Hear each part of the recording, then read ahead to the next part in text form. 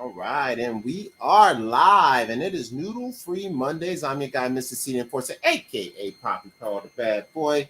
I almost forgot to put my little hat on too. I figured that cleans the outfit. I'm also wearing a shirt because the Eagles won today. Shout out to them Eagles. But it's Noodle Free Mondays. Our noodles of the week are Jeanie Mai and Young Geezy. And we're going to discuss the different perspectives on how they both played the noodle game this recent week. So we'll see how we do and how it goes. I need to look at the dot and not the thing. Right. Anyway, but I usually play videos to start the show, send out some links for my guys to come in, and then we get into the game.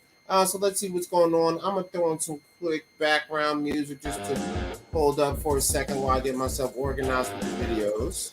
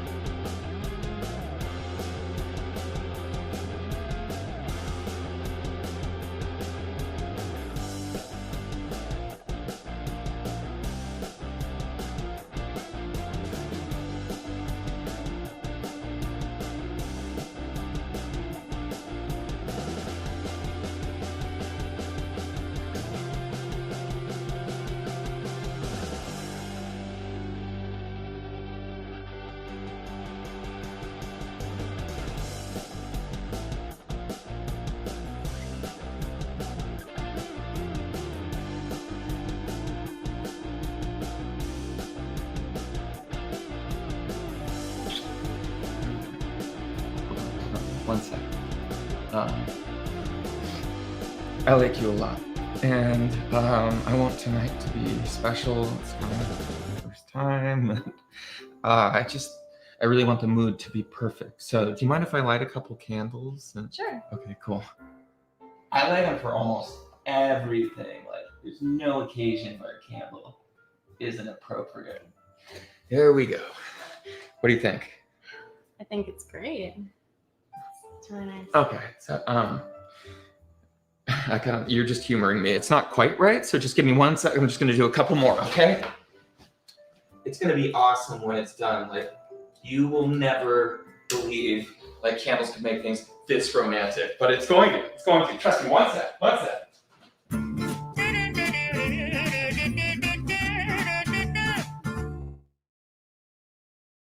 It's gonna be worth it, I swear.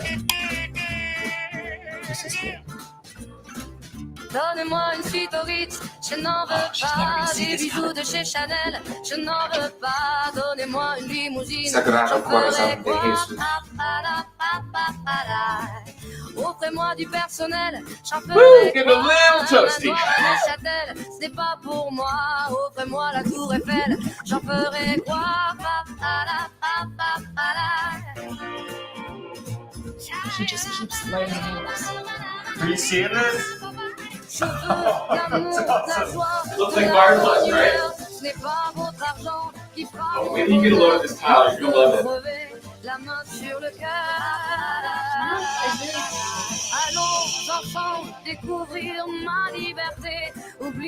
are you doing in my room, psycho? Bienvenue dans ma réalité. Gotta run to the store real quick for some candles. J'en ai marre de bonnes manières, c'est trop pour moi. Moi je mange avec les mains et je suis comme ça. Je parle fort et je suis franche, excusez-moi. Fini l'hypocrisie, moi, je me casse là. J'en ai marre des lampes de bois. Regardez-moi, de toute manière, je vous en veux pas. Et je suis comme ça.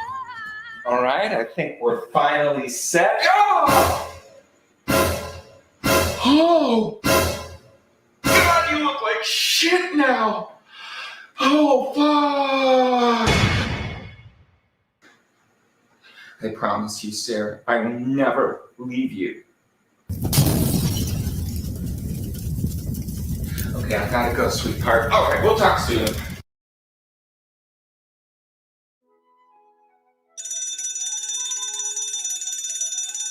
Oh, no.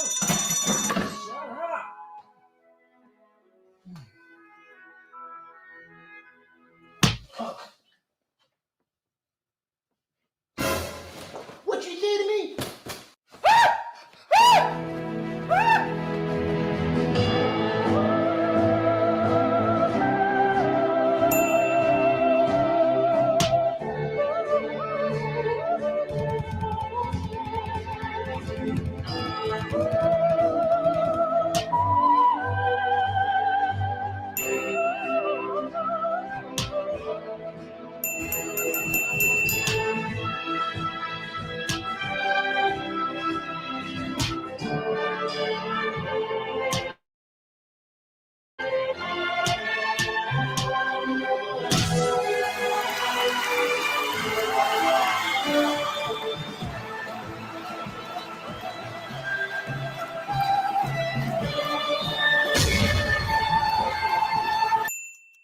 Hey. Happy Monday, bitch. Here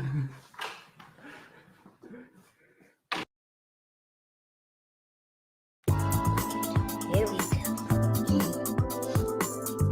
Oh, hello.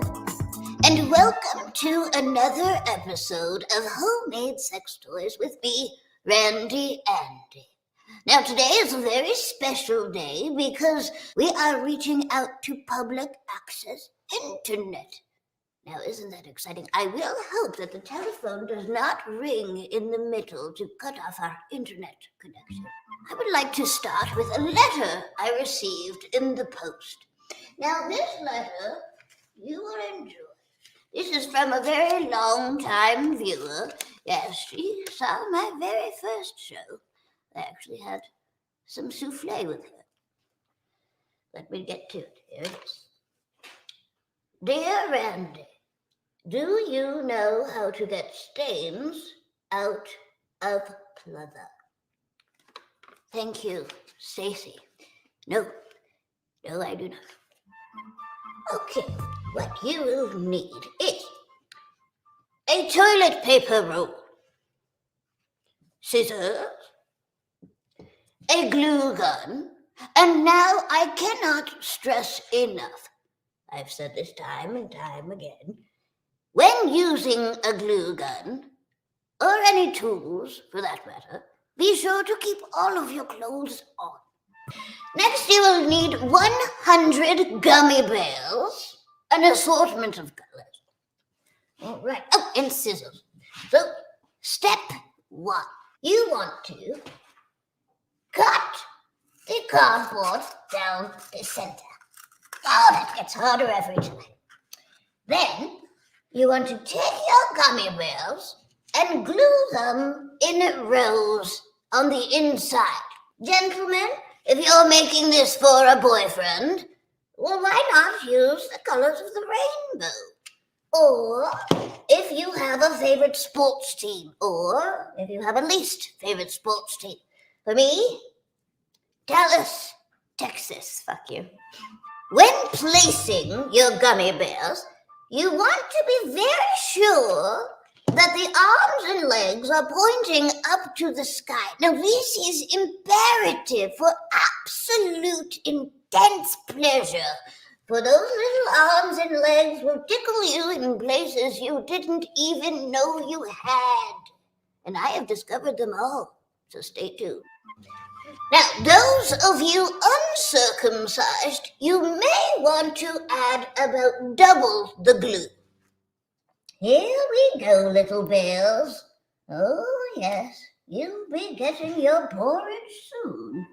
Now, I will say, if you are making this lover for an ethnic friend, you may want to consider using a paper towel roll instead. Now, isn't that starting to look inviting? Oh, I'm already getting very excited. So excited, in fact, that I can't wait any longer. Now, Now, this is what your finished product will look like. Now, doesn't that look like something you want to hide in the bathroom with?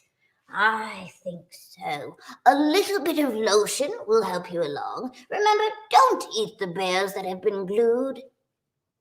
You'll die. Thank you for tuning in to Homemade Sex Toys with Randy Andy. And I ask you, please share my videos. Attach your friends to my videos. Ship them to your dad. Hashtag your moms.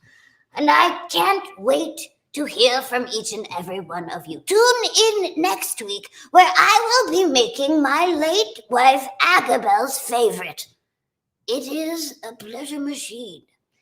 I'll see you then. All the good. I am Randy Andy.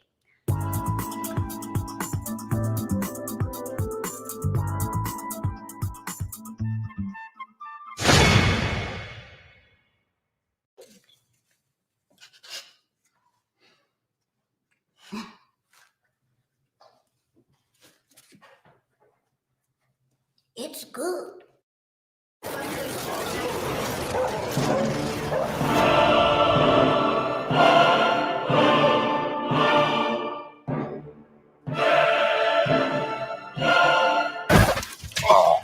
Look, I'm so sorry, okay? Coincidentally, if there's anything I can do to make this go away without involving the authorities. Yeah. I think we work something out. That's awesome. Yes, it is. We just so we're on the same page, you're not like referring to anything kinky, are you?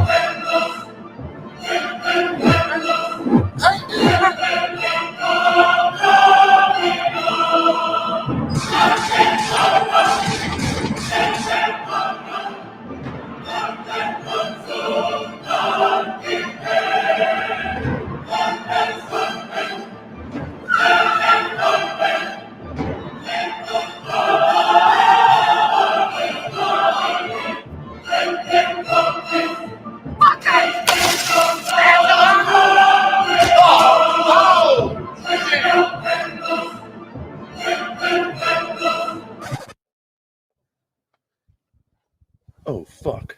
I forgot my jive juice. Oh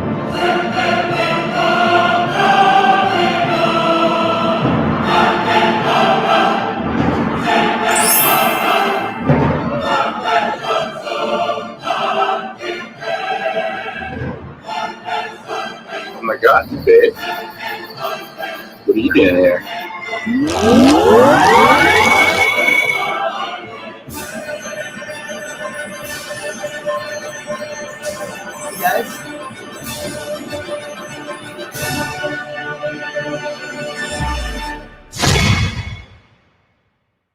Where'd you get that cookie?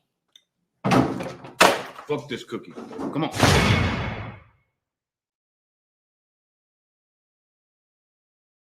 In honor of you guys are here, I want to talk a little bit about the mix and motherfucking serve. Yeah. Right? Damn. So why don't you let everyone know out there, give them a rundown of what it is. I will give you a basic rundown on what it is. So the Mix and Serve is a satirical news show whose setting is inside of a bar.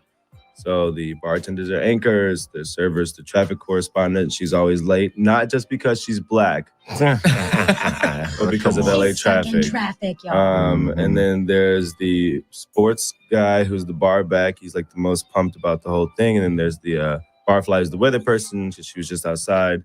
And our hostess is our international news correspondent, who Alyssa used to play. Yes. And the hostess covers international news because she's never at a host stand. So it's like kind of melting together like the world of like mixology and bartending with like doing the news and comedy. So it's like one part comedy, one part drinking, and one part journalism. Shaken, vigorously served, all up in your face. Real funky. The news palatable. That's right. We try to make news palatable again. So that's why we're doing like these 3 new versions. Because like originally when it started, it was like a more of a podcast style. I was gonna say, like, get into like the beginnings where this came from, the inception of the more than show. 2 years. It's been like 2+ years in the making, and it was made like a couple of weeks before the official election. So it was like October 16th or something of 2016, and I already knew Donald Trump was gonna become president. It was like weeks out, and I was like, you know what? If we're gonna go through this, we gotta try to find like some way for us to deal with it, because I don't feel like there's like a political news show that speaks directly for millennials and like to us, and specifically for us. Like, and I love John Oliver, and I love Trevor Noah, and I love the Weekend Update, but none of those guys represent our demographic. Corporate swine. I mean, no offense, but like they are. Like, you know what I mean? Like, I love John Oliver, but his show is owned, by Time Warner through whatever channels. And it's things like that like keep us in a different light and let us address things differently. But yeah, I created it because I knew that was gonna happen, and I was like, how do I deal with this? And I was like, because millennials, we only get our news through social media. Like, I don't want to check Twitter, Google, or anything. I want to just go to Twitter. Like, I didn't even watch the Oscars this year. I just were Twitter. updating. I just threw up Twitter and was like, hashtag Oscars, and everything I needed to know would just pop up right there. Why would I have to watch something that I don't want to see? So I was like, how do I make this palatable again? And I was like, well, it's like social media is like word of mouth. Word of mouth is like fucking old school bartenders. And I was like, oh my God, I'm a bartender. I was like, that's what we do all the time. It used to be like you couldn't talk about like religion or sex at the bar. And now that's all we talk about is religion, sex, and politics. Well, you could talk about sex, but you couldn't talk about like religion and politics at the bar. And now it's like all we talk about. You know what I mean? Yeah. Like, since that rule has been broken, I was like, let's make it into a joke then, because that's funny. Like a conservative and a liberal walk into a bar. That's hilarious. I would love to see what happens next. You know what I mean? So I don't know. That's how it became. And then after a while of doing episodes like that, I did like maybe 13 episodes in that style on this live streaming network called BidChat way back in the day, when live streaming was just like becoming a new thing. This is before you say Facebook did it. you say that like it was when it was dial-up or something, bro. Right. It was before everybody else started doing live streaming. So like there was no IGTV, there was no Facebook TV, there was none of that stuff. YouTube didn't have a live streaming What about service. Twitch? Is that the same thing? Twitch or is that like hard to was monetize? the only other thing like it, and I think they came out around about the same time. But this was like, it was like this, but like a live streaming network that would just show the shows at one time, and then they stay up online after that. So they're still on there. I haven't found out how to take them off. But they're private on YouTube, so unless you find some magical way to get to them through BidChat, I don't think you'll ever see the old ones. But then we started doing a full cast like the year of 2017. I actually held auditions. So that was 2 years ago, exactly 2 days ago. Oh, wow! Nice. Happy anniversary! Yeah, it was on my birthday that I held the first auditions for the full cast. Oh, that's Happy belated birthday! Thank you. Was that your planning and your choice? Yeah, I mean, I just little birthday present to yourself. Yeah, I was like, why not? Everyone come perform for me. Yes, I made them do it, and they came. So whatever. They loved it, and a lot of them are still in the show. A lot of them. Some of them are not. And after we did that full cast, it was really cool. I eventually stopped doing that crazy ass green screen thing I was doing. We're bringing it back for the mini version, but that's how we basically transitioned to where we are now. And then once we did the next version after that, that was that season. So there was the first season that don't watch, and then the second season, which was like full cast, and then this most recent season, which I produced with Alyssa Brayboy, which was quite an experience. I'll let her tell you about this most recent season. The most recent season was a learning experience, to say the least. We decided to go SAG, which was amazing. Had a space, had a whole crew as far as a DP and a sound mixer. Like, we went the whole 9 yards, and oh my goodness, guys. I'm like, do I ever want to do this again? We definitely trial and error, but we got some great content out of it, built some really great relationships. And so now we're going back to the drawing board and figuring out what worked, what didn't work.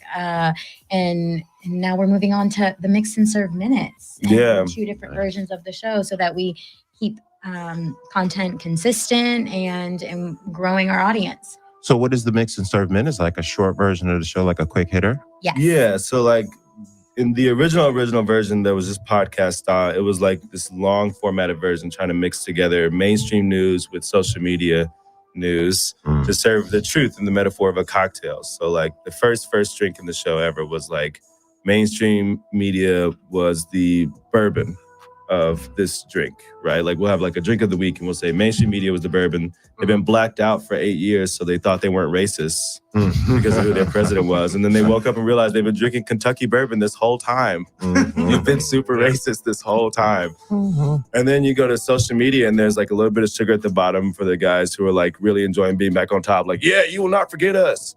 And then the bitters for basically everyone else who's like, what is this? And 2 giant ice cubes because we're locked into this 2-party system. And you throw a cherry in there because it wouldn't be an American story without a cherry on top. And you garnish it with an orange peel because that's who won. And it turns out America's been an old fashioned this whole time and everyone's been surprised. So that's like great a metaphor. big part of like how just the show works. But that part has stayed consistent while the structure has sort of changed over time. So it went from being like a long hour and a half long podcast style of me doing like several drinks, just like talking about the news. You drink all of them too? Oh, yes. Yeah, and drinking games. And drinking games. So by the 7th drink, you've had 7 drinks? But like, yeah, so it's like really important that like the audience was there. That's why we liked having the live streaming audience. And then for both season 2 and season 3, basically, or season 1 and season 2, whatever you want to call them, the 2 full cast seasons we filmed in front of a live audience, which was quite a job. Yeah. Was it, did you prefer that or no? I loved it because, I mean, I think most of us have experience with theater and with comedy and with doing sketch comedy. And so it just worked out, especially because of the drinking game structure and the audience having drinking games made us able to deal with the news a lot better. Yeah. It's really funny when you can like listen to Donald Trump and be like, every time he says this in this speech, take a drink. You know, that's not what ever happened in the show, but that's a whatever. It sounds like a dangerous game. But the Mix and Serve Minutes, to answer your question, is just like a 60-second to 120-second clip version of something that's like that, but we'll take like, but it's more a weekend update than what we've been doing. It's like a punchline, one punchline, and then you're out. It's just like here's the story, here's the joke. Here's the drink. Good night. That's your Mix and With Serve. the drink of the week, are these drinks you just make up yourself? Like you're creating your own type of drink? Yeah. You should make like a cookbook of those for the show. Like it'd be like the show's drink book. Carl, like sell a drink book of that shit. You know what I mean? Page to that on our website. Now you have to give Carl special thanks. On themixandserve.bar. If you go to that website, at some point, because of the Mix and Serve Minutes, we'll start building up a regular repertoire of these drinks and putting them onto like a page. Nice. And there'll be a virgin version next to it because I know some people don't drink, and I don't want you to not enjoy the show just because you don't drink. The news sucks enough. You don't you don't have to drink. Skip that. What do you want? You want the moon? I think I finally know what I want to do with my life. I'm going to join the entertainment industry. Abby, everybody knows you can't make any money with an arts degree. Won't it make me happy? Money can make you happy. That's right, boys and girls. At Skitbags Radio, money can buy you happiness that creativity can. We always talk to the best in Hollywood and entertainment who are going to show you how to buy the happiness you deserve. Always on Dash Talk X. And you better buckle up, saddle in, take your phone off the hook because we got a brand new ball game. Let's go. All aboard! True. What is It could be a good thing or a bad thing. Yourself. You're working, you do a scene, and then you go back and you have to watch the retake. How do you take that? How is that process for you? I actually wrote that into my writing. Really? And it's funny because, since most of this is unscripted, okay, and it's improv and natural and very organic between us, I actually wrote what's called a production shot list. Okay, so for each murder, there's approximately 107 different shots. Okay, so I wanted to, close in tight on my hands, straining, move, cut to, my face, angrily or, whatever it is. So that way I could hand this over to my DP, okay, and my DP knows exactly what I want.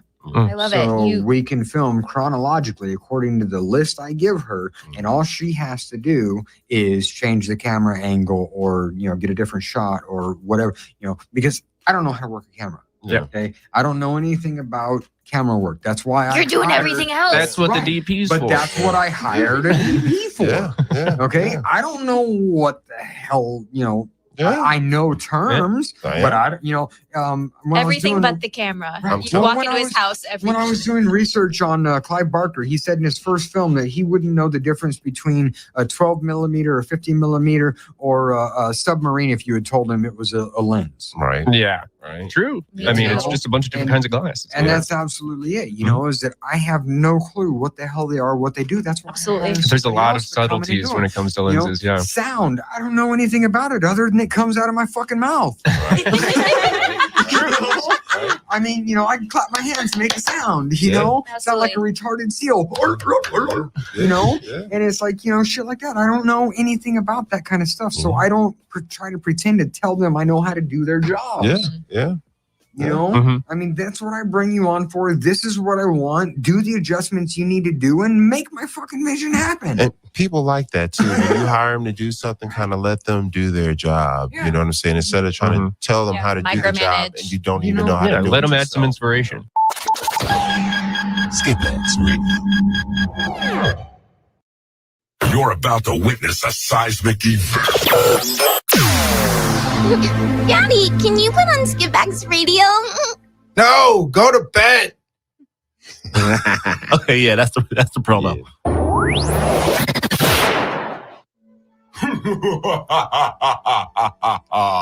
Welcome to Sacrificial Pond Manor, where the worst things will happen to you, more than you can ever dream. Cause it's Skitbags Radio. That's right, everybody. It's Dash Talk X Skitbags Radio. And we're here once more with the wonderful talent and the whole crew in the spot. And it's about to get hot like your mama dropped the food on the floor and swept it up with a mop. Tell him how it goes down. I want to introduce my man we got right here coming up. He's an owner, director, writer, producer, actor of Sacrificial Porn Productions, and that man is Sam I Am Mason. What's going on? Welcome. Everybody? How you doing? Welcome, Sam. Welcome to the program. Yes, sir. Yeah, man. Right, glad to be here, brother. Well, thank you for coming here, man. Yes, Thank you for coming, gracing the studio.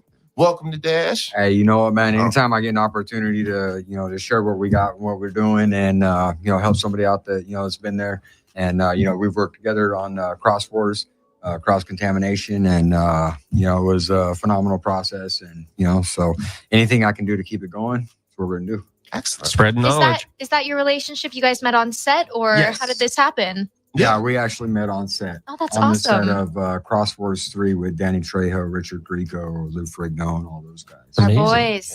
Yeah. How long ago was that? That was what? God, about 2-3 weeks ago, huh? Yeah, it was about 3 weeks ago. 2 weeks ago. Yeah. Best Whoa, of luck. wow. Out in the middle This is of a the new desert. blooming friendship. Oh man, he has I such know, right? great energy. The dude was full of fire. So he was beautiful. excited about the work he was doing and whatnot. He had a good vibe to him and whatnot. He looked like he had a little jail dirt on him, so I could trust him. Yeah. Little grime on him. He all right. Hey, we ain't gonna talk about my street credit up in here. That's great, man. Well, I'm glad you're here, man. And of course, we always start out the show with a breakdown, talk about all the things that go on, things that people like. The breakdown that you chose was Hellraiser. Let's Yes. go. Yes, Absolutely. yes. Nobody ever Hellraiser wants to is- talk about Hellraiser. Dude, It's been I forgotten. love Hellraiser, man. It's one of my favorites, of all horror films, and all the iconic characters out there. Hellraiser is my absolute favorite. Mm. And I actually did some research on this morning because I knew we were going to be breaking it down. There's a lot of things about Hellraiser, Pinhead, and the Cenobites that I didn't Mhm. know. It was actually Clive Barker's first film as a director. Really? And I didn't know that. But they Great they first took it attempt. back, Mhm. right? Right. Good job. And it was like, as his baby, a lot like Normal Terror, what I'm doing is, it started out as a book and it went through a lot of different process changes. And, they had a $1 million budget on this film. And it started out as a British American film. Mhm. And then when they got picked up on this side for distribution, they made it a lot more Americanized than it was originally. Makes sense. Yeah, notable point for nationalists. Everything that's made American is better. You think they tweaked the special effects a little bit? As far as the special effects, everything was practical special effects. Yeah. And I think that's something that we've really That's what made it missed so, out I think, memorable. That it was all real special effects. It was all gore and real blood, and he had the pinhead, everything like that. It was pretty graphic when it came out. It was compared to very everything else. graphic at the time. It was shot in 1986 and it was released in 1987. And at the time, it was one of the goriest, psychotic films that had been done. Wait, can we go back? Did you say real blood? Like, do you mean like real? Oh, okay. Sugar based. Okay. I really just sat there for a few seconds like, oh my gosh, what? but actually, my special effects company does make some really kick-ass bloods. Yeah. Nice. What goes into making blood? How do you make blood? It's a process. It depends on what the application is. My process is a secret, yes. Oh, okay. But I do sell it. Oh. We sell it for $50 a gallon. That's awesome. So depending on Blood how is many cheaper than gallons you think want. it is So- when you're making movies. Like if you're trying to make a really gory movie, just never fear. Like But you're it gonna depends on be able to how- get a lot of blood. But it depends on how real you want the blood. True. Because you're looking at texture, you're looking at cloudiness, you're looking at Consistency, color, yeah. consistency, how it looks on camera, and and working with the different prosthetics. So for different shots, like if I'm getting stabbed from the back and the knife is coming through my chest, Right. you would need different blood than if like I cut my finger and blood is spewing out of my finger. Absolutely. Because Wow. depending on where it's coming at in the body, if you look at the anatomical, correctness, whatever the hell you want to call it. Yeah. But if you look at that, depending on how much oxygen actually reaches the blood and how much blood is spewing out at a time gives it a different color, different texture. Wow. So, something coming from like the lungs or heart or something like that is going to be a lot more purplish, much deeper tone. We have a blood expert over here.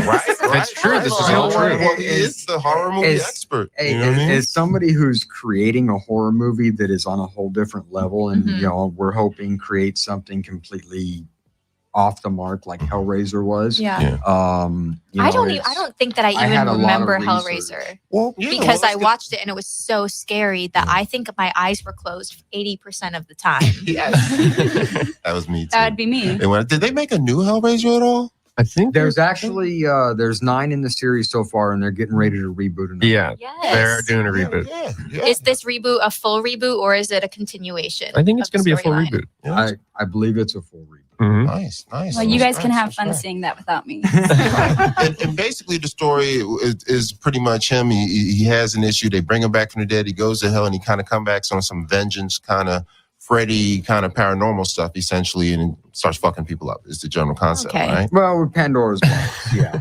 It's it's based off of Pandora's box, which is iconic in itself. Yeah. But to have that kind of stuff going on and the things that they were doing is just it's a story that's just out there, and I think that's what made it so iconic. Yeah.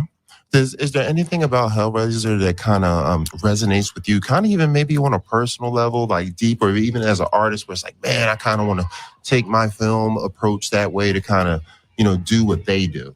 There's a lot of things about Hellraiser that's very similar to what we're doing. This was Clive Barker's baby. It was his first, and it started out as a story. And what we're doing with Normal Terror is we're doing something completely outside the box, something that's never been done before. Yeah. And that's the take that we have on it. But being the writer, director, producer, actor, doing the special effects, I did all my own casting. I've done all of these set design and everything else. Because the vision I've had in my head, I've been carrying for 12 years. Yeah. And it started out, October of last year is nothing more than a synopsis, and I wrote it out in a month and we started shooting 4 months later. Wow, that's a quick process. It was, a lot of bigger productions, take years in the making and, getting financing and funding and, and stuff like that. And what we're doing with this one, since I'm doing everything in house, I have a special effects team, makeup team, and, and all of that stuff. But since we're doing it ourselves and everything's in house, it makes it really easy to be able to do it on a very small budget. So far in our film, we've shot about 25 minutes of footage, of usable footage. And I've only spent about $2,500 so far. Nice. So for those out there that think that you can't take an idea and make a great film with, I think is bullshit. You don't have to have especially budgets. now, everyone has phones. You can record 4K on an iPhone 10. Even on an iPhone 8, you can record 4K. It's crazy. So, I mean, if you know how to frame your shot and you have an idea, I think you can do something that, that is unheard of. Well, since you love horror so much, is there Hellraiser is one of your favorite movies. Is there some connection? What happened like when you first saw Hellraiser, what was the moment that you were like, this is what I want to do? It didn't actually happen like that for me. I mean, Really? I'm a metalhead. I've always been a rocker, and I went through my different phases, growing up. But I've always been a metalhead, and I've always loved horror. I mean, Children of the Corn was the first movie that came out that scared the shit out of me. But I think I was like 5 or 6 when it came out. Yeah. And then I was 10 when Hellraiser came out, and just the look and the characters and everything that the Pinhead and the Cenobites were. I mean, the name is Hellraiser. That in itself is just phenomenal. It was different. It was the special effects were awesome, and the camera angles and the darkness was it was amazing. I kind of felt the same way, but I'm kind of like Gab and Casey down there. I spend it like this half the time. It's just because I'm scared of blood. It's the blood and the gore, and I guess because like as a human, like maybe I'm connected to the earth. When I see other people getting hurt, even though I know it's fake, I just for some reason I can kind of feel it. I do that. I feel it in the back of my knees. I don't know why. Yeah, I can actually like feel it. You can feel it, right? Yeah, but look, weird. And this is one of the psychological aspects of my film is look at the horrible atrocities that are going on in the world today. Yeah, and we're all almost blind to it. Like, well, no, it's not that we're blind to it, but we have like ADHD to it. We've been desensitized. We send up our thoughts and our prayers for 5 minutes, and then we're on to the next thing. Yeah, and it's forgotten. Yeah. I mean, what was it? 7 years ago, Fukushima in Japan, is still spewing toxic dump into the Pacific Ocean. Yeah. True. When was the last time you heard about that? Yeah. Honestly, like hearing that it was 7 years ago sounds crazy. Right. Yeah. And the fact that it's still doing it, but you don't hear about it. No one cares anymore. Yeah, Flint's over with. You spin up your thoughts and your prayers, and and you move on to the next thing. And that's one of the things with the psychological aspects of our film Normal Terror, is that it's a single dad. He's doing his best to take care of his kid, and his son is his top priority. And my son actually plays the character. Of your son. Give him a mic check, young man. Say hello to the people in the world. Let them know what you do. Say hey. Say what's up, Sammy. Tell me, say what's up. Hello, I'm Samuel Mason of Sacrificial Pawn Production. There you go. Let's go. Sacrificial Pawn. That's right. He got that 50s greaser swag over there, boy. That was so official. You know what I mean? He does. That kid is stylish. He's more stylish than I am. He's got his own style. He's been practicing. He got that vampire-ish kind of, celebrity in the making right there. Yeah, that's right. That's right. But he's a single dad doing his best to take care of his kids. Something a lot of single parents can relate to. Yeah, absolutely. Especially nowadays, with the atomic family, so to speak, isn't quite what it used to be. And you do have a lot of single parents out there. But struggling through the teenage years and struggling to pay bills and keep up on everything. It's something we can all relate to. And everybody has a stress reliever. Okay. But the thing I'm leaving open in this film is why he does the horrible things he does to people. Yeah, I was just going to ask, like, how do they get caught up into kind of the violent kind of stuff as he's trying to raise a kid? Like, how do him and his kid, like, end up standing up with 2 people with, like, machetes? It's, and my son actually throughout the film doesn't know what I'm doing. So that's one of the things there is he has no clue what I'm doing. I kill at a moment. Well, my character kills at a moment of opportunity. Careful. So, say like we're in a radio studio, right? Yeah, I can imagine that. But no, it's, it's been a blast to do this thing. And, he, the character, Sam Neill, and there's a psychological word play with that. Because the last thing you do before you die, if you know it's coming, is you generally kneel. okay, and you pray. Nice. Right? Yeah. Nice. You beg for a chance. Nice. And that was how I came up with Sam Neill. Nice. Nice. So, when you put this film together, did you kind of just use your experience from just being an actor and doing other stuff and stunt work and those kind of things around like Hollywood and LA beforehand to kind of build to this moment? Yes and no. I grew up around the industry. My dad was a precision stuntman and stunt driver for TV shows back in the 70s and 80s. Yeah. So my dad worked on A-Team and Fall Guy and Hardcastle McCormick, and he built the first 6. What's your dad name? We gotta give him a shout out. He's cool. My dad has passed. We actually just celebrated his 7th year being gone. But his name was Dave Head. We had a race team. I actually have a tribute right here on my arm that I drew and designed for it, which is Headhunter. Was our race team. We grew up racing Type 4 off-road, Baja 1000, Mint 400, and all that kind of stuff. What is that? Is that like NASCAR? Is that like... No, it's off-road. Well, no, bro. That's cool. Yeah. But I grew up around that. My dad built the Coyote from Hardcastle McCormick. Wow. So it was one of the things that I always looked up to my dad. He was my hero. Absolutely. And so watching him go through it, I've got a few family members in the industry, so watching them go through what they do, and kind of always being the black sheep on the outside looking at things. It's kind of a family trade now. You're in it. You bring your son in. It's definitely becoming one. But yeah, so I didn't actually start my acting career until 2006. And I did 6 films in 2006. My biggest role is currently on Amazon Prime in 4-1 Liberation Front by Bill Rice. Bill Rice is the director for Leprechaun 2. Hey, so another horror thing, but when I was on these films, I fell in love with the process that it takes to go from concept to script to screen. Absolutely. I fell in love with So when you started in 2006, you were really you were watching and you were learning and you were taking mental notes of what you wanted to do. Well, I in did the a future. lot of smaller films. Okay. I did some student films, and I did. We all have to. Right. That's the hustle. I worked with my first, somewhat bigger role was with, the leader of a surf gang in a film called Legend of Drunken Monk by Ace Jordan. Ooh. And I had long hair. A drunken monk. I like it. But I had, I had this character, when I read the script and learned what I was going to be doing, I put together this Spicoli type character.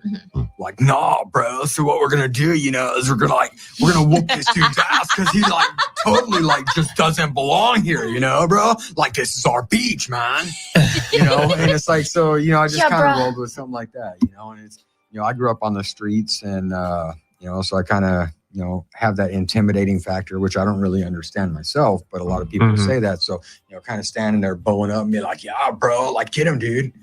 It's like that kind comes of thing. natural. So it does, Yeah. and so I just kind of fell into the character of, like these bad guys, which is really fun for me. Yeah. That is fun to play. Right. Bad guys are awesome. I love villains. Yeah. Who's your favorite villain? My favorite villain? Joker. Yes. Yes. Which Joker? Joker. Okay. Oh, that's a good question. Now that is actually a very good question, and I have 2. Okay. Actually, I have 3. Ooh. So I just love Jokers all together. No. Okay. The voice for the cartoon, Mark Hamill. Yes. Yes. Fucking phenomenal. So good. Totally forgot. I'm fangirling. Every Saturday morning. Yeah.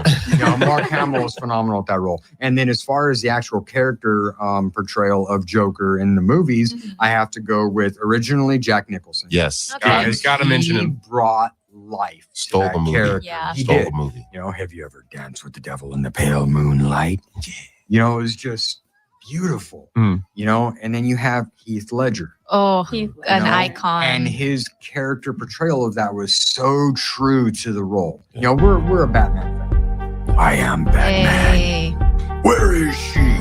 But, and I think, those roles are phenomenal. And I would love to play something like that, especially if, oh my God, villain in DC. If you're listening, I want a role.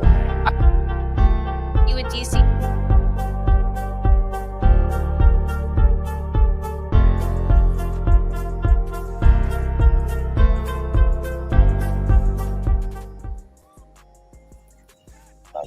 Nice. Mr. Yeah, there we go.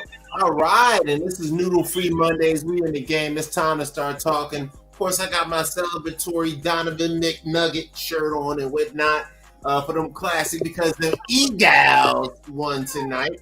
Held it down on the block. I also got myself Mr. C the Enforcer here. Our noodles of the week this week are Jeanie Mai and Young Geezy, and we'll discuss why they are so distracted in life right now. And of course, I got one of my guest hosts with me, the birthday boy, Feliz cumpleaños to Mr. BAF. What's up with you, sir? What's good, homie? Chillin'? Hell yeah. I'm sorry I fell out on you that night of your birthday. I was drunk up in this bitch. I think I was celebrating your birthday too. Bro, I was fried that night, so it didn't even matter, bro. For real, after a while, I forgot to fuck about the podcast and shit.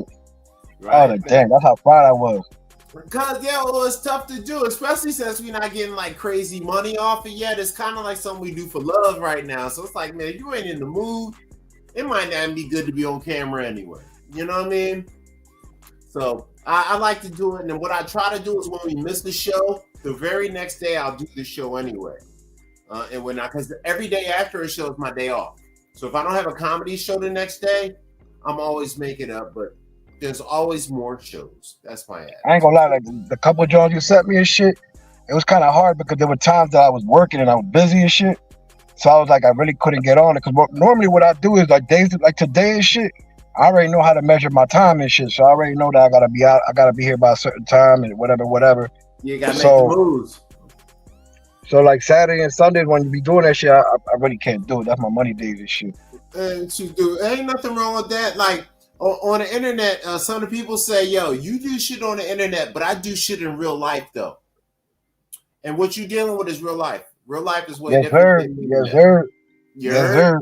Especially if I'm dealing with assholes and shit all day and shit. You already know. All day long. Like even one of the guys I follow, one of my jail dudes, he just got into some shit after 9 years being out. All the niggas that he hired was on meth and shit. So he had to fire all the niggas. And then he was working his ass off and the nigga spazzed out. And he basically cussed the nigga out and the nigga thought he had the hammer and shit. So he called the cops and lied on him, said he heard him cock the joint. The cops ended up pulling this nigga over and the nigga was drunk. So he panicked and he ran from the cops. And he's cool now and he might be getting over it. But it's just little shit like that where the smallest thing can send you over the edge. So, good at that. So, what's going on with you, sir? Any wrap up stuff? Is the technician with you? Yeah, I got the technician. You already know I got the killer over here too, drawn and shit like always and shit. Nice. You know, I've been chilling. You know what I mean? Like you know what I mean? I'm 43 now. You know what I mean? I can say that shit proudly. You know what I mean? Yeah. It is what it is and shit. You know what I mean? Yeah. I don't get older. I get better. You feel me?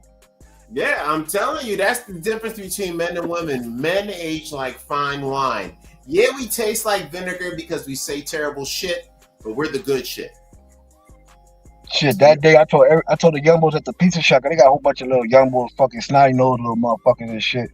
Yeah. I was like, don't let the age fool you. I will still fuck a couple of y'all up at the same time. I was like, y'all don't even pass my waist. What the fuck? I'm not even gonna have that conversation with y'all. Yeah. But well, you know, you got man strength. Yeah, pretty much and shit. Plus, none of them are ever. If there's 5 of them, I bet you add up all the fights that they have all together, and they still not gonna come nowhere near to what I fought in my life and shit. Yeah. So wait. So let's ask the technician. Technician, have you ever experienced what I call man strength? Where it's an old nigga that you think, or it's an old bitch, you like, this motherfucker ain't shit. And then they grab you like, yeah, this motherfucker kind of strong. Have you ever experienced that, technician? But I repeat that for him again. Oh, so technician, there's something that us young niggas in Philly, we used to call this shit man strength, where your uncle or your dad or your cousin, he like 50. You like, this old nigga, he can't do shit. And then he grab you like, yo, this nigga kind of strong. You know what I mean? Yeah. Have you experienced that? Even yeah, with from my mom's side, we was having a fight night. We had like a thing on the weekend. We had like a Friday, Saturday, like Sunday was everything was different things. Sunday was like fight night, and my cousin, he pushed me into the wall. Yeah, he pushed me into the wall, and I went through it. I went through this shit. There was a big ass hole in the wall. That shit was out of pocket.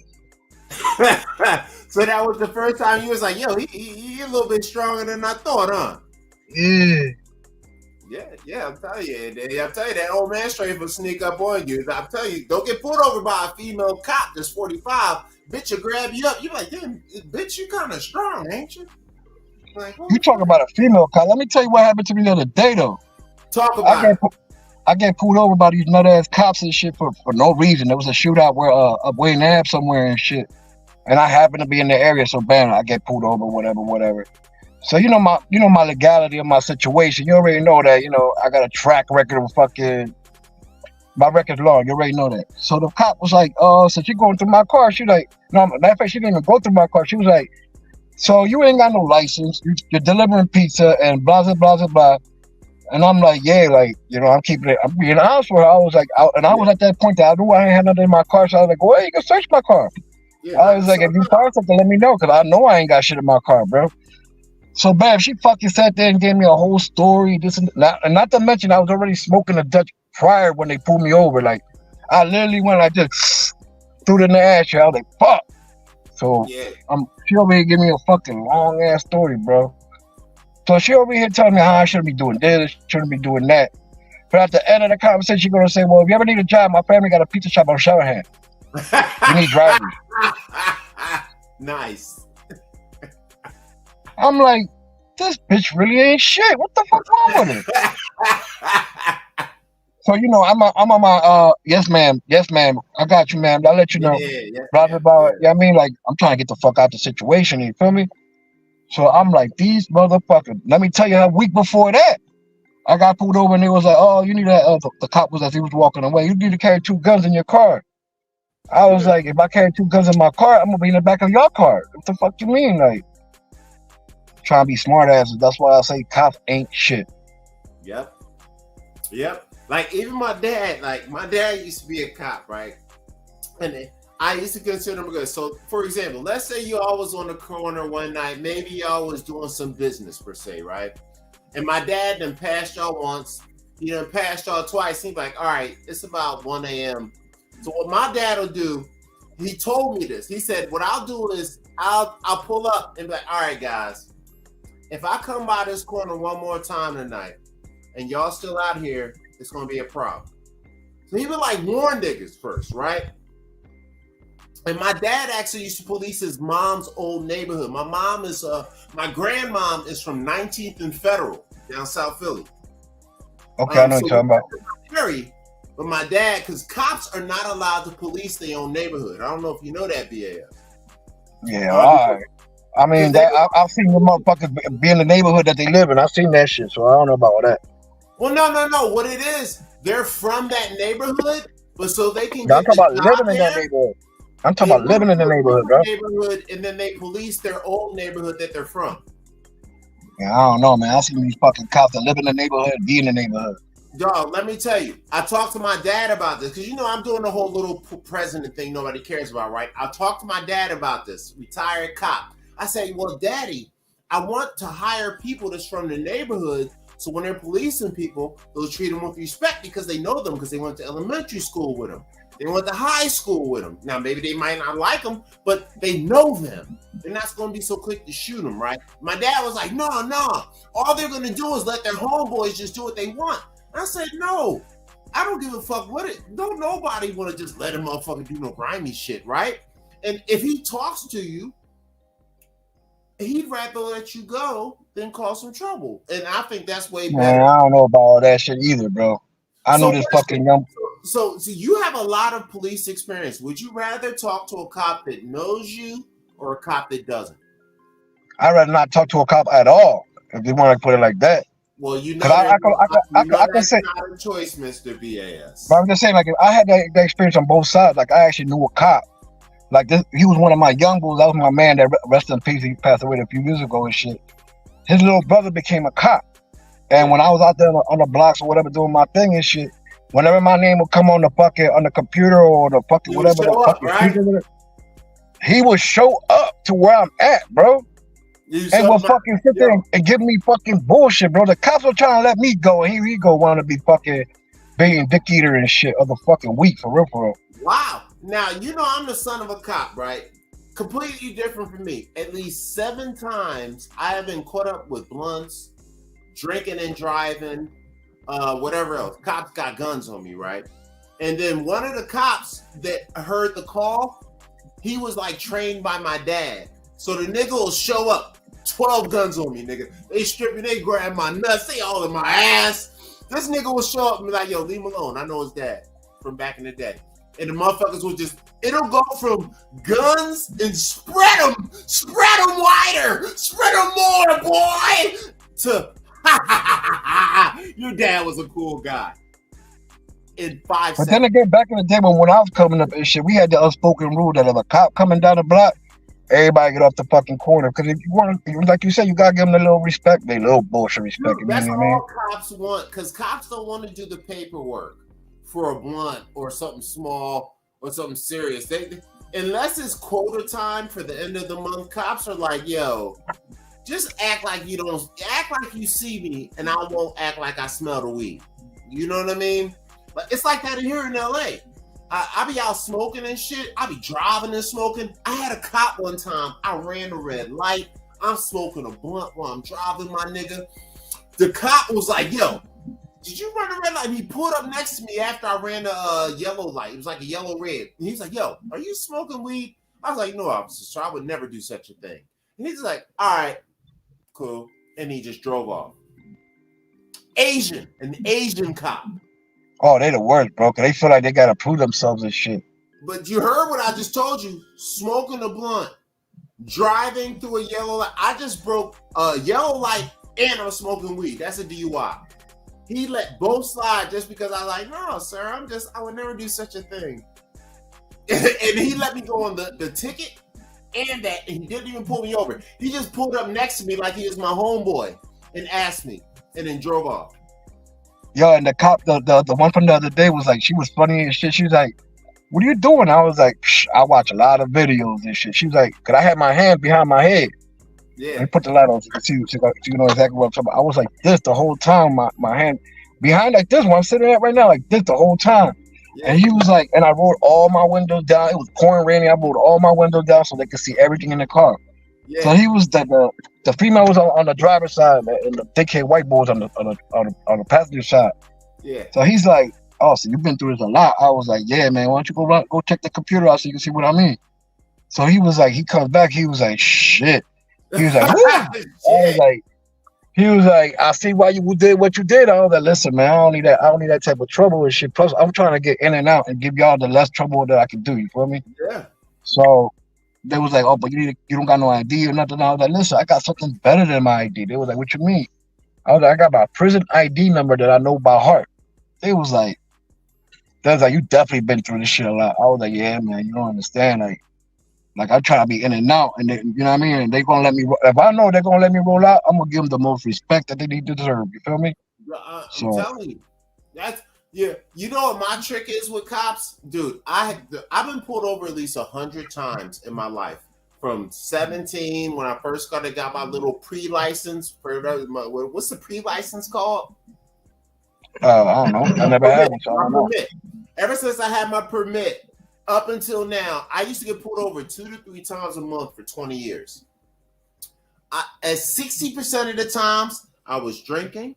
I had alcohol in the car, literally a beer under my seat while I'm talking to the cops, weed in my pocket, some of that super hard stuff that sends you to jail for years on my body, and cops talking to them. And you know what I used to do? I stayed calm. I was honest, but I didn't admit guilt. I acted like it was no big deal, and I always would make a joke to let them know that, hey, I don't want to waste your time. You remember how you told them you don't want to waste their time? You trying to get in and out? They want to get in and out too. A cop will let you drive away with a dead body in the back seat if you make it. I know exactly what you're trying to say. I don't want to put my whole situation with my car. You've been in my car, but my car is really ghetto even more now and shit. So I know exactly what you mean. Like I know exactly what you mean. I'm like, oh man, I'm gonna be the most respectful, kind person that I have to be. And shit. Like I'm done. Yo, one time I knew my registration was done and my tags were fucked. So here's a tip for anybody that ever has a bad registration or bad tags. I'm listening. When they go back to the computer and they type the shit in after they get your stuff, they cannot go back on anything you talked about. So when they come to your window, if you know your tags are bad, if you know your registration is bad, tell the cops before they leave your window and tell them the truth. But don't give up anything else. Don't tell them about the weed or the guns or the dead body. Don't tell them about that. Just tell them the truth about the tags and what's going on, money problems, issues. You know what I mean? I do all that already. I've ever met in my life will give you a one-time banger. Where they're like, all right. They won't even put it in the computer. They're like, all right, I'm going to give you a chance. But if I pull you over again, I'm going to bust you. But you the cops are pretty. All they want to do is bust you either for a gun or major drugs. Like, if you ain't got neither, then you ain't It's not worth the 3 hours of paperwork. It's not worth the 3 hours of paperwork for a blunt. It's not worth the 3 hours of paperwork for a registered tag. You know what I mean? It's only worth it for something real. And if you can be like, hey, sir, this is not worth your effort. They'll be like, oh, okay, don't worry about it. Just put some acid on the body so we can find it. Have a good night, sir. I had cops in Philly at least 7 times catch me drinking in the car and tell me, hey, don't drive away. Don't drive or drink until we move away. And then the cops will drive away. And then we'll just and sometimes they'll say, hey, pour it out. And then we'll still finish. But they won't get us out the car. They won't give you a DUI. They're just like, yo, just don't do nothing while we're around. And technically you weren't trying. Because they'll be like, oh, I could tow your car right now. And then I'm like, well, sir, and they'll be like, okay. Be nice to cops. I used to hate when they used to make us step on the blunts and shit. I'm like, oh, you motherfucker. Oh, yeah. Because they got that shit. Hey, did you ever have the one homeboy that when you got busted by the cops, everybody else had to throw their shit out, but the one homie was like, yo, they didn't see my shit? Man, I know a few of them. I'm one of them. Huh? I'm one of them. I know a few people like that did that shit, and I'm one of them and shit. Yeah. Oh, that's a win. That's a win, dog. Everybody else is like, yo, that made me pour my shit out. They made me stomp the blunt out. The one homie like, they didn't see mine. Bang. So that's dope. That's what I'm talking about. Excellent. What's up with Bolo? No Bolo tonight? He's probably asleep or something and whatnot. Usually this time of night, if he isn't on, that means he's laying there, his alarm went off, and he's probably sleeping through it. Or something like that. That's what I suspect. Or he might be working because the holidays are coming up. Thanksgiving is coming up. And all that. So he might be doing nighttime shifts for overtime to get a little extra money. Because, he's dealing with a bitch that ain't shit also.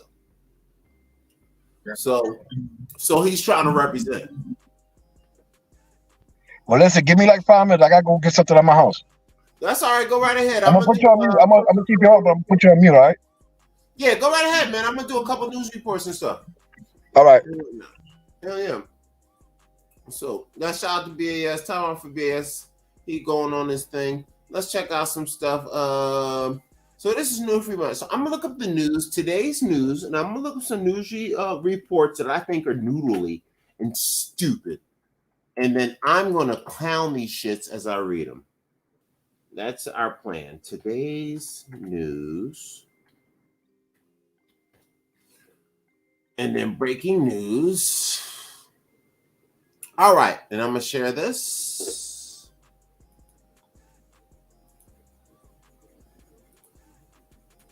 And while Mr. BAS is relaxed, I'm going to do the whole news reporter look with me on the side.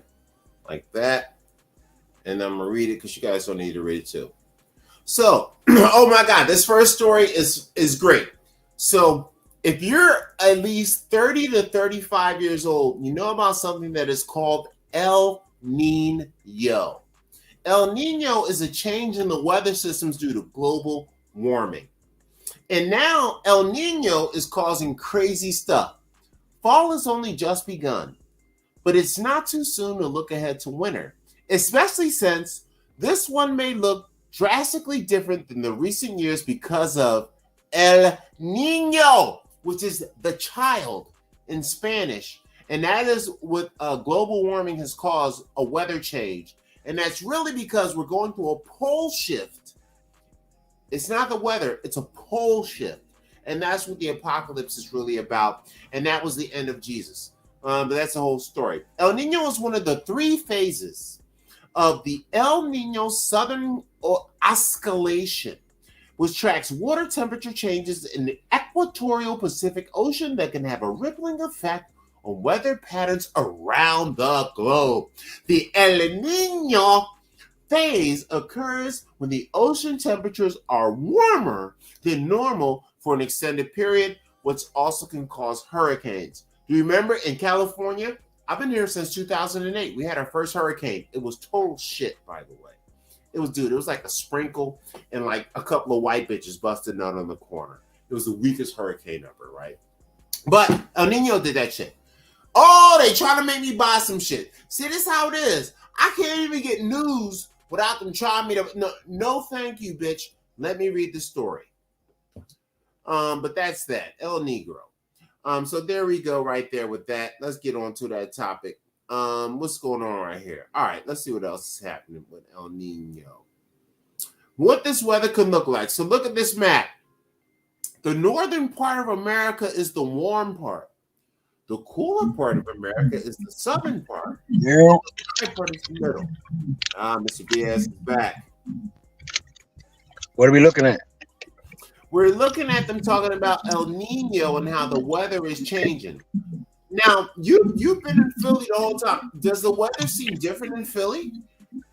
Bro, right now, it fucking definitely do, bro. It's been raining for the last 3 days and shit, bro. The temperature, look, I got a hoodie on and everything, bro. It's cold out here now. Shit. We went from the fucking heat to the fucking cold like that. Yeah. The shit is switching all around. Yeah, they said El Nino's doing this thing. Still, after all that. Yo, you want to hear something funny, bro? But I actually learned about this shit in school, bro. The El Nino shit, bro. I was like, I thought they were capping my head up when I heard all this shit, bro. Yeah. But because of the name, like El Nino, like what the fuck? Like, I'm like, yeah, all that bullshit. You think it's some bullshit, but they call it like even on this map. If you look on this map here that says wetter, if you look at southeastern Pennsylvania, part of the wet part is on southeastern Pennsylvania where you were at. Bro, it had been drawn. Yesterday was fucking. It felt like it was monsoon season yesterday. And Saturday too. I was like, oh my god, bro. Yeah. That shit was drawn. Yeah, and the daggone the science niggas, their statistics verify it. So that's a good thing. But what can we do about it? El Nino. And you already know the fucking streets get flooded, so you already know that's more bullshit we gotta deal with and shit. Yeah. Y'all still got that swimming pool down by your house? Yeah, and they made it even worse and shit. Now, something made like these 2 big ass ditches on the side and shit. So now I look at it like we got the pool in the middle and then we got the jacuzzi on the side. So, you know. Jacuzzi on the side. Bro, because the city just keep making holes after holes and not filling them back up, bro. That should be drawn. Yeah. Because of that shit, my fucking music ain't working right in my car right now. That shit fucking got me pissed off and shit. Yeah. I think them niggas, they waiting for the winter time to finish and they're gonna try to wait till the spring to fix them. So they just gonna let this shit get terrible. Unless you live in Cheltenham, for some reason they always fix them niggas streets. Man, Cheltenham just as bad as that's down here, bro. Well, what? Oh shit! I know the white people don't like that. No, but it depends on what part of Cheltenham you're in and shit. Like if you're going further up to like 309 and shit, yeah, there ain't no fucking potholes up that way and shit. That shit clean as shit. Yeah, well, that's what it is. And whatnot. So let's see. But when you're going down Cheltenham towards like 5th Street, 6th Street, and all that shit, yeah, they got fucking pools around that motherfucker. This is true. Oh shit! I guess we're going number 1. 43. So, Mr. BAS, on my screen right now, we have 4 viewers and 3 likes, which is coincidentally your age. What knowledge did you impart in your 43 years? When you were 25, you did shit. when you were 35, you did shit, but you're 43 now. What is the stuff that you would do now that you wouldn't do at 35, you wouldn't do at 40, you wouldn't do at 25? What have you learned now that you would tell somebody, say, hey, as a 43-year-old man, I have learned this? Well, you know, when I was 25, I was learning. I was still wet behind the ears. You know, fucking playing the blocks, being dumb and shit. Fucking catching that case after case. Fucking, you know what I mean? Thinking that everything was gonna be cool and shit. But now look at me now, 43. I can't get a real fucking job. Fucking, I have to get a fucking state senator to fucking sign me off to get a job and shit. But like, I mean, like these young boys fucking. I don't know. I think the most thing I've learned throughout the years is how to adjust. You feel me? Like I could adjust to shit more faster than I can back in the day. Shit doesn't bother me like more. The shit that used to really bother me, like say 5 or 10 years ago, doesn't bother me now. You feel me? Yeah. And you know, I fucking stay away from everything. You know what I mean, like you know, I say bitches ain't shit. Now let's dig deeper in that. You said things from back in the day don't bother you as much as now. Why do you think that is? Do you think because you realize that now it's not worth it to be bothered about it? What do you think? I mean, I think back in the day it was more pressure on us. Like they wanted us to do this, to do that. You know what I mean? And now that I'm older, like nobody can't tell me shit. You feel me? So like it was always that pressure, impressing everybody. You don't want nobody in your family looking at you bad. Your friends, you know what I mean? You like you got your street life and you got your family life, and it was hard for me to to separate both. And you know how you always been around me, so you already know that I fucking always was doing both at the same time and shit. Yeah, well that's the balance. Yeah. And now, like you know, like all the bullshit I put through everybody back in the day, like now I can see that I don't want to go through that shit. You know what I mean? Like it's, I mean that's the shit that I learned mostly and shit. Yeah. Patience. I learned a lot about patience now too. Yeah. No, same here. Like I think it took me till I was about 35 to 37 before I learned to be like when I get mad at somebody, I used to react like first hour, right? But then I said, yo, Carl, anytime I'm mad at somebody, I'm gonna wait one day before I trip. Because you know how many times I done tripped on a nigga, and then the next day I found out something new that it was a little off. And I was like, you know what? Wait one day. Wait one night. Just give it a little bit of time, and it'll figure itself out. Dog, just this last New Year, I learned my final lesson. I almost died. I got sideswiped by a bus that fixed my broken jaw and almost tore my thumb in half. And I don't even remember it. Yeah. This New Year's Eve, this past year, it was raining. I was drunk. I went out to party. And I got on one of them electric scooters and I rode home. My jaw was out of line. And then I went home and then I woke up the next day and my whole left side of my body was sore as fuck. My jaw hurt and my hand was fucked up and cut. I was like, what the fuck happened? And I looked on the scooter thing and it showed that I changed scooters somewhere downtown.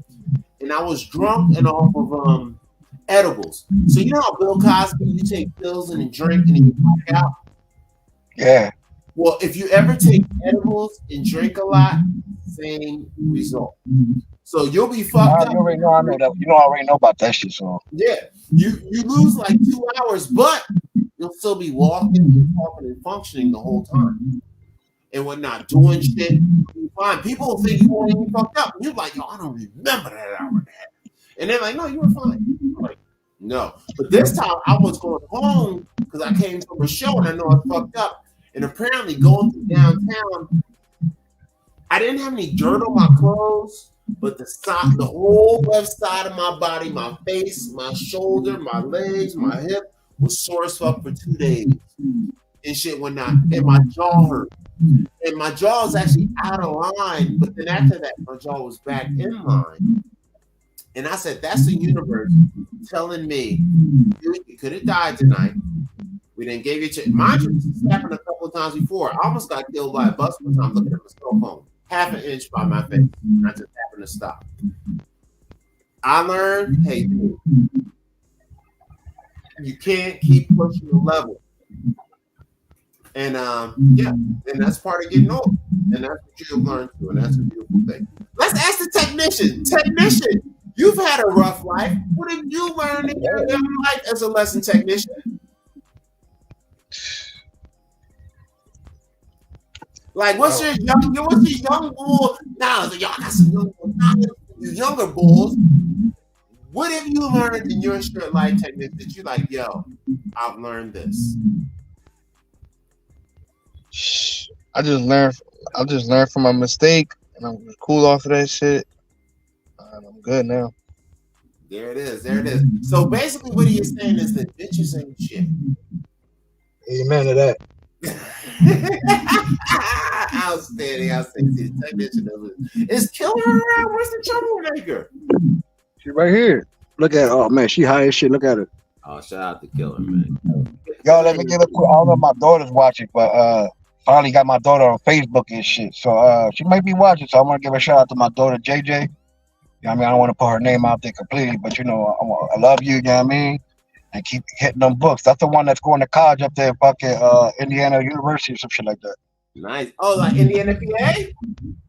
No, she going to what's it called? Indiana University of Pennsylvania, some shit like that. Yeah. Indiana University, because they got Indiana in Indiana, and then they got Indiana University of PA.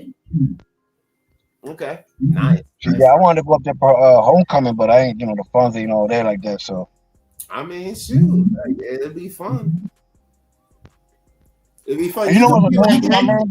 They can be like, Mr. BAS the tank, Mr. BAS the tank. She's like, Dad, you're embarrassing me. You're like the king of all the parties.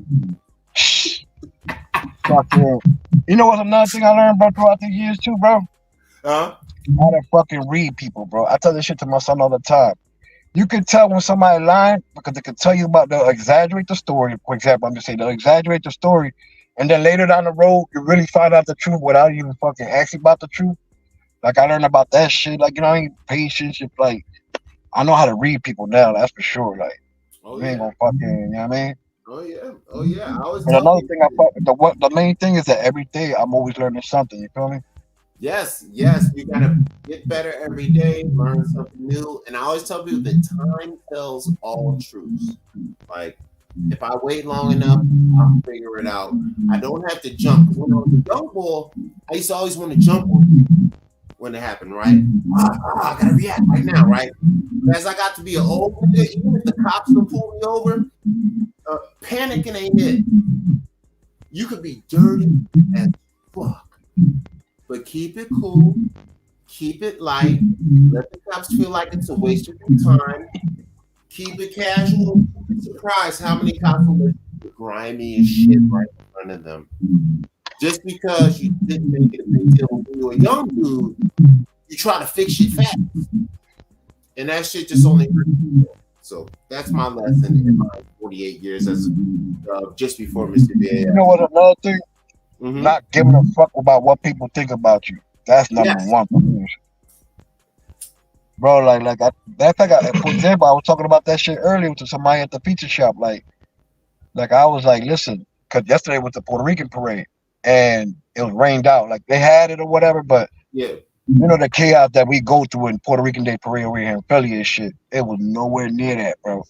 Yeah, they actually scheduled that job September 30th. My son said that they're gonna reschedule that shit, so maybe I might have another chance to celebrate and shit. But nice, you know, man, like it was more cops out here in the streets on every corner doing not a motherfucking thing than there was people out here celebrating this shit. Because I'm one of them. You feel me? I definitely love celebrating that shit.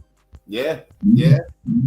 Like on my birthday, the 17th, they had I guess out here they have a Central American parade, so it's Ecuador, Nicaragua, Costa Rica, all those guys, and they come out and they take they cut off the block for like a whole day on Sunday. You can't even drive across the street of like 30 blocks for like a whole day. They do this shit. Was it this past Sunday with the Puerto Rican parade? What happened? Well, this past Sunday, the 17th, was when they did the Central American parade. Okay, I got you. My bad. I didn't hear that last part. My bad. Yeah, so did they do the Puerto Rican parade this past Sunday too? Yesterday was Sunday. Yeah. Yesterday, so it's the same amount of time. You know, here we always got the sun. We always go by this. We like I don't ever remember the date because it's never on a set date. It's always the last Sunday of every September and shit. That's how I remember that shit. So I mean, some Thanksgiving shit. So the bull was like the bull, the bull from Central America, whatever. I'm not gonna really say where he was from, but the bull was like trying to make a joke. I was like, you know what's so funny? He's like, what? You hate Puerto Ricans? Why? Because I don't need a passport. I can go in and out wherever I want. Like they're always gonna be labeled as immigrant. People will look at me like I'm more black than I am Puerto Rican, more than being Spanish. You can say. Yeah. Like everybody out here is gonna be like, oh yeah, I'm popping to everybody. They want to be like white cowboys. You ever notice that? Well, they be hating on us, especially me, because they be trying to talk shit in Spanish, and they always forget that I know Spanish, bro. And they be like, oh. So whenever I come in the room or whatever, they always walking on eggshells because they don't know what to say to me and shit. Why? Because I learned a long time ago, don't let that door open for them to sit there and talk shit. You feel me? No. So since I don't give them that door to open, like I don't open that door so they can sit there and joke with me, I don't joke with them. It's better like that. You feel me? Yeah. Because when I opened that door years ago, when I first started at that pizza shop, I thought that shit was calm and cool. And then fucking, what happened? The one day I fucking got into an argument with them, and then instead of going with me where I was right, no, they went against me because I wasn't one of them and shit. They learned their lesson that fucking day. I tell you that fucking much, bro. But like a smacking incident. Yeah, that's one thing too. You like I always tell people that shit. Don't open the door. Because if you open that door, don't be mad when they come talking shit. You feel me? Yep. Now, do they have an actual Central American parade in Philly at all? I don't fucking know. I don't care about that shit. I only care about the Puerto Rican parade. I hate to say it, bro, man. Okay. I know throughout the summer. Go ahead. I know throughout the summer they have little festivals for like, what I mean, like them kind of countries, but I'll never go to that shit. So yeah, I don't even go to the Puerto Rican parade down in Center City. Huh? You know how on the Puerto Rican Day parade, like, all North Philly celebrating that shit. You know what I mean? So I don't never go to that Center City and shit. So there's no need to. Everything down here and shit. You feel me? But yesterday was just sad because it was raining so hard and shit. Yeah. Nice. So if it's next week, I'm on that. What's that? What'd you say? They do this Saturday. So if they do it Saturday, I'm on it. Nice. Let's see if we can. I guess you said they didn't do much. This upcoming. Let me see if there's any video of it at all. Yo, we ain't gonna talk about the boys. Oh, go ahead. We ain't gonna talk about the boys, huh? Oh well, you see, I got my Diamond Chicken McNugget jersey on and whatnot. I ain't got no. Should we go the highlights from the game? I heard that shit on the fucking radio. I ain't got no Eagles jersey, but I got an eagle on my shirt though. Right. But yeah, but it was alright. Like the whole everybody was like happy, not celebrate, but like every delivery I went to, everybody was like, everybody was chilling, like cheering the Eagles on and shit. Yeah, it was good. It was a good defensive struggle. They played good D. They kept it simple. They didn't overdo it. That Swift nigga is nice. Yeah. He nice. Definitely. He nice. I gotta give him props. I heard the commentators say Miles Sanders who? Cause Miles Sanders was number one running back last year. We got rid of him. We lost him through trade and shit. So now we got Swift. I think Swift is better than Miles Sanders. Yep. I'm gonna try to do. I'm gonna experiment with this dude.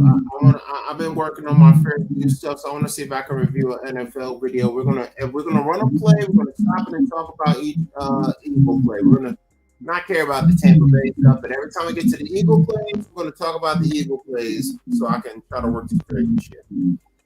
How about them nut ass Cowgirls losing yesterday and shit? Oh, they lost? Oh, they got their ass busted by fucking the Cardinals. No. Oh yeah, they did smoke them. I got like I was telling my son last night, I was like, the fucking Cardinals are coached by our old defensive coordinator from last year. So he already knew the scheme, so he already knew how to stop that. Heads up. Yeah, so he already knew what to do with them and shit. Yep. They got that division.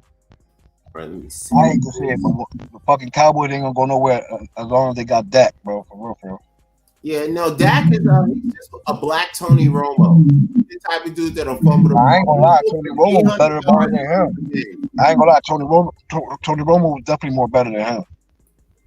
Yeah, well, Tony Romo was better at the read, but it's the same concept. When the dude seems really good statistically, but he just can't win. Like Philip Rivers, Tony Romo, great quarterbacks can't win shit.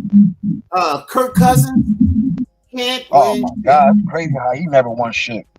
Dude, even the game we won this year against them, he threw for like almost 400 yards against us. He played amazing. Like I was like, damn. I was like, Kirk Cousins, nigga, dog. When he was the rest on us, I think he probably used to be an Eagle, and we was like, yo, nigga, you suck. That's how I play these niggas. I'm gonna let them know what it is. I don't care if I'm the worst quarterback. I'm gonna let them know what it is. So let's check out these. How about that? What up? One more. Did you see the highlight from the Dolphins game yesterday? 70-20. Yep. And they could have broke the record, but they were nice enough. They had plenty of time to do it.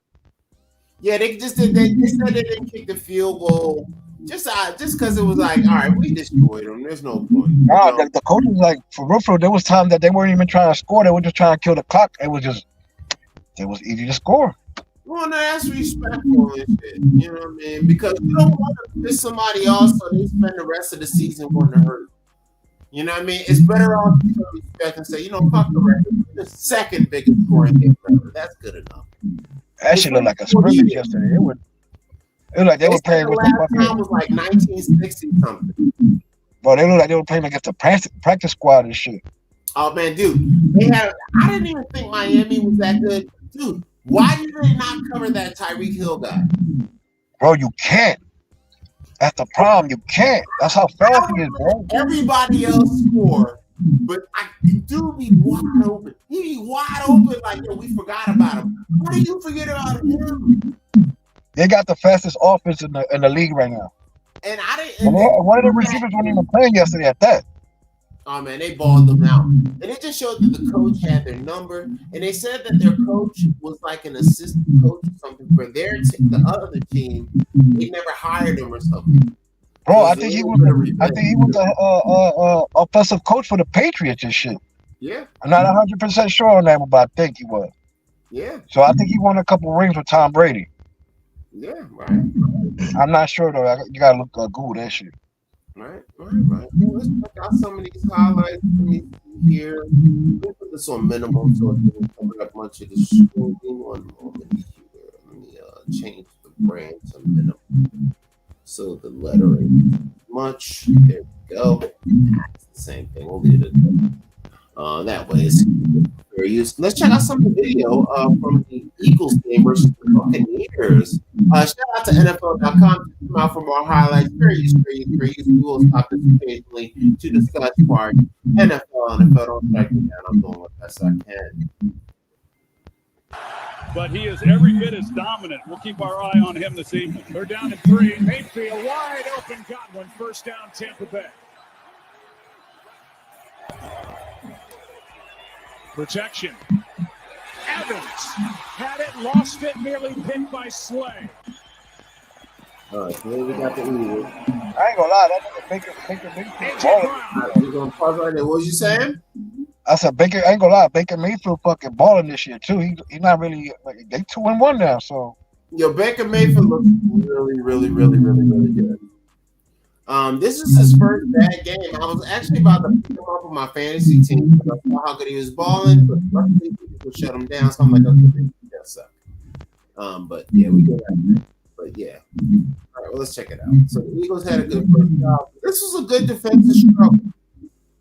I know the Browns right now are like shaking their head because they fucking got rid of Baker and fucking Deshaun and shit. No, I said the Browns are shaking their head right now looking at Baker. Oh, what about Deshaun? Yeah, because Deshaun ain't doing shit right now over there at the Browns.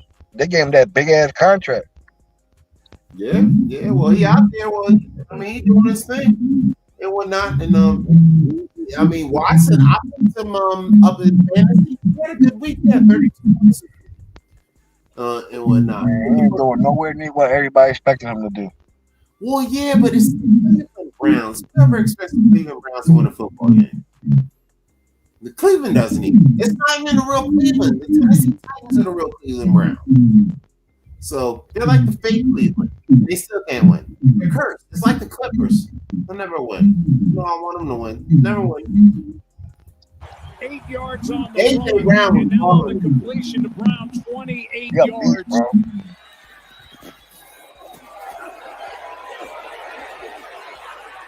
There he is again. Hurts keeps looking for Goddard. Now end zone shot broken up. And it's McCollum who made the defensive play. I ain't gonna lie, man. Our offensive coordinator, bro. We need to get rid of that motherfucker, bro. Well, you know what it is? I think they rely too much on Jalen Hurts being mobile. So instead of giving that ball, bro, they picking the wrong place for him, bro. Huh? Bro, he ain't nowhere near running like he did last year. That's one thing. They try to keep him more in the pocket. Why? You're gonna get hurt, and then once you get better, you want to sit in the pocket a little longer. And now they have a good running back. That's the good guy. He reminds me of Shady. Like, man, they're supposed to have him running too, bro. Don't take away from the shit that he's good at, bro. That's what happened with Lamar. Lamar ain't doing that shit too. Lamar ain't running like that. It never worked for Michael. It never worked for Randall Cunningham. It never worked for RG3. It never worked for Lamar. He has no Super Bowl. Dog, the only people that are great running quarterbacks are passing runners like Steve Young, Russell Wilson. You know, they're like half runners. You know what I'm saying? Even Tom Brady, half runners. You know what I mean? But they don't run 50 yards. They don't break a 7-yard run, but they get 7 yards, 8 yards, 9 yards, 10 yards. The problem with Michael Vick, RG3, RG3, man, I forgot about him. Yeah. These guys were all nasty, but the problem is, bro, he was having a season too. And stuff, they tear their hamstring. They tear their guts. The quarterback that gets 5 yards doesn't tear his fucking hamstring. He doesn't tear his fucking whatever this groin shit is. But Lamar Jackson and Mike Vick, they tear his listen, it don't matter if you stay in the pocket or you run out the pocket. Look what fucking happened to Aaron Rodgers. That motherfucker plays the pocket all day. I got a better example. Donovan McNabb. Remember Donovan McNabb was 6 feet? He was 6 feet tall, about 190 pounds. One eagle made him gain all that weight, stay in the pocket, and then he used to get hit. And remember, he'd always be hurt because he got hit so much. Yeah. So for future reference, we're not gonna say he was an eagle, bro, because he was a nut-ass motherfucker, bro. Well, I got this shirt on. I mean, I can't be mad. That's why you brought it up. I got this shirt. I did get this for $7 from Odell's, though. You know, I played Foreman Mills. Yeah, Foreman Mills. But that's why Donovan McNabb, Andy Reid never found the balance. Like, you see how he does with Patrick Mahomes, where Patrick Mahomes gets to wheel and throw? Andy Reid tried to make Donovan McNabb a Favre because of the Green Bay. He wanted to make him fat, so he never left the pocket. But then he got hit too much. What you want is a balance. That's why guys like Steve Young and Russell Wilson, Patrick Mahomes, the more versatile guys, they can still run. You know, they're not going to break a 7-yard run on you. Patrick Mahomes is never going to run for 8 yards. He's going to have a 15-yarder at best, but he'll bust your ass with bad runs. Russell Wilson will never bust a 70-yard run, but when he used to be good, 15 yards. But those dope dudes, they're too dope. And that's what's happening to Jalen. Jalen can drop a 70-yarder on you. But when he does that, he tears a muscle in his hip. All that shit that they were saying that the offensive coordinator knows it from when he was little and all that shit. I can't fucking tell that motherfucker. I don't think he's picking the right place for him, bro. Because they make him pass too much. Because you ever notice that every play is with a shotgun? Every play. I'm like, where's the I form? Where's the fullback in the backfield? Where's the single back? Like, no, every play is a shotgun play that they either run a fake running back and play action, or they come straight to pass, or they hand it off. Same formation every time. There's no fullback, no nothing. So guess who the fullback is? His name is Jalen Hurts. You have a halfback, and then the fullback is Jalen Hurts. You can't let your quarterback be the fullback, the alternate runner. And that's what this coach is doing. And teams get hit to it. If you have fast linebackers and good coverage, you can stop it. But if you got shitty linebackers, then Jalen Hurts can abuse.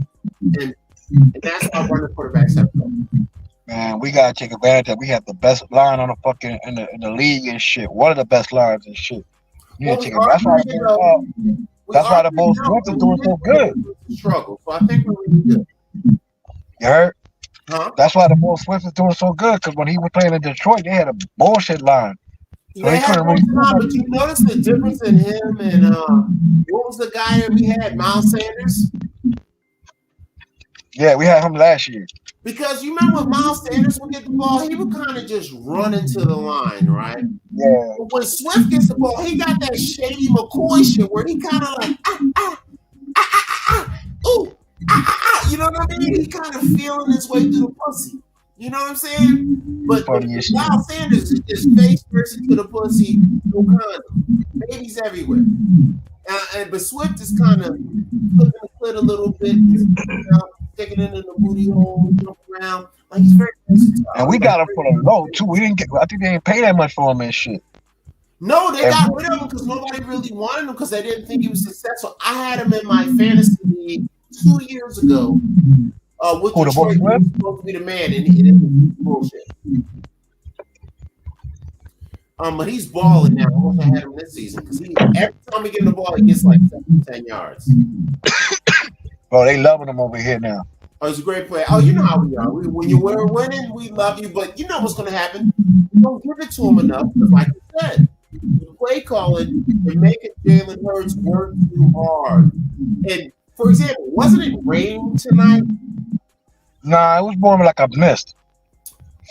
But the point is, why are you passing heavily in the rain? So let's look at some of the highlights. We talked a good time for fair use. I think the NFL respects our conversation because we're like Skip Bayless. We're like the Skip Bayless and Shannon Sharp and stuff. And we even got the technician in case we need some official shit. He doesn't get it. And the Eagles. I was a little worried when the game started. I ain't gonna lie. Oh, starts at the 5th. You worried about who? Motion. Mayfield over the middle, and that was a dangerous throw and a tremendous catch. I said, who you what'd you just say? I was a little worried in the beginning because I was noticing how we looked like we had a good offense going, but we looked like we kept fucking it up. Like you said, the play calling didn't look right. Like I know what I'm talking about. Defense, we cool. Yeah, the defense was nice. The play calling on the offense was mad suspect. I think we need to pressure more the quarterback though.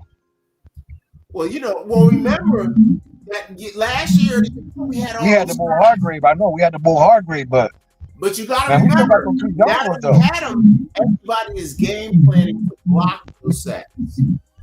So now you got to counteract that with something different because once they got taken, you change it. You know what I mean? So that's probably a reason too that everybody is scared of us. So they probably sacrifice some stuff just to make sure we don't sack them. No, not really, because we went with somebody younger. That's it. That was one of the young boys that we picked in the draft in the first round. Oh, the D tackle? Yeah, man. I think, bro, get that young boy. He was the one that got the fumble. Yo, them young boys is balling. Jalen Carter and the Eagles had the ball. And Jordan Davis, the one we drafted last year. Bro, them two motherfuckers big as shit, bro. Yep. Oh, this is the one. This is the Thursday line drive, and it is a booming punt. Covey back inside the 5. Full head of steam. Yo, we needed this punt right here. As he takes it into Buccaneers territory. Loud Bears back in Philly and in Tampa Bay. What happened? Did you notice that the crowd is loud? Yeah, bro, our fans go everywhere, bro. 14-yard carry where Devin White eventually makes the stop. What's that? I said our fans go everywhere to see the games and shit. Well, think about it. Like, don't you guys have family down in Florida? For me? I don't know. If I do, I don't know who it is. I know I got homies down there, yeah. I don't know about family. Okay, isn't that where old boy goes? Who? Old boy. No, he's not down there. Doesn't he go to visit people in Florida though? No, yeah. He got family down there. He does, but I mean, I don't know about me. But I got a few homies down there. Now, most people in America don't know about my Puerto Rican primos, hermanos, but if familia tends to be coming from Florida up to New York and Pennsylvania, or they may go to the Northeast, such as Rhode Island, like Mr. BAS, Papito stays in, right? So Rochester, but it's close to that shit. Yeah. All that shit. Rochester, New York, it's all the same thing. Whatever, a bunch of white people in grass, right? But most of the people that I met that are Latino from the East Coast that are usually Dominican, Puerto Rican, whatever, usually they got mad family in like Florida. I mean, I probably do. I'll be honest, but I don't know. Yeah, and then you gotta think about it. All the retired people from New York and New Jersey, and also because California and Arizona is a retirement place here, but on the East Coast, all the New Yorkers and all white people, they retired to Florida, and they be from New York, they be from Jersey, they be from Philly, so their kids and them go to the game and cheer a team. So that's how I look at it. And it's the same here in LA. You go to an LA game, it's as many Eagles fans in the LA game as LA fans. Well, let's check out Eagles. Here's Swift on the handoff, first down inside the 15. Got a great block from Cam Jurgens. I hate his name. Good coverage, pressure. Hurts throws it away.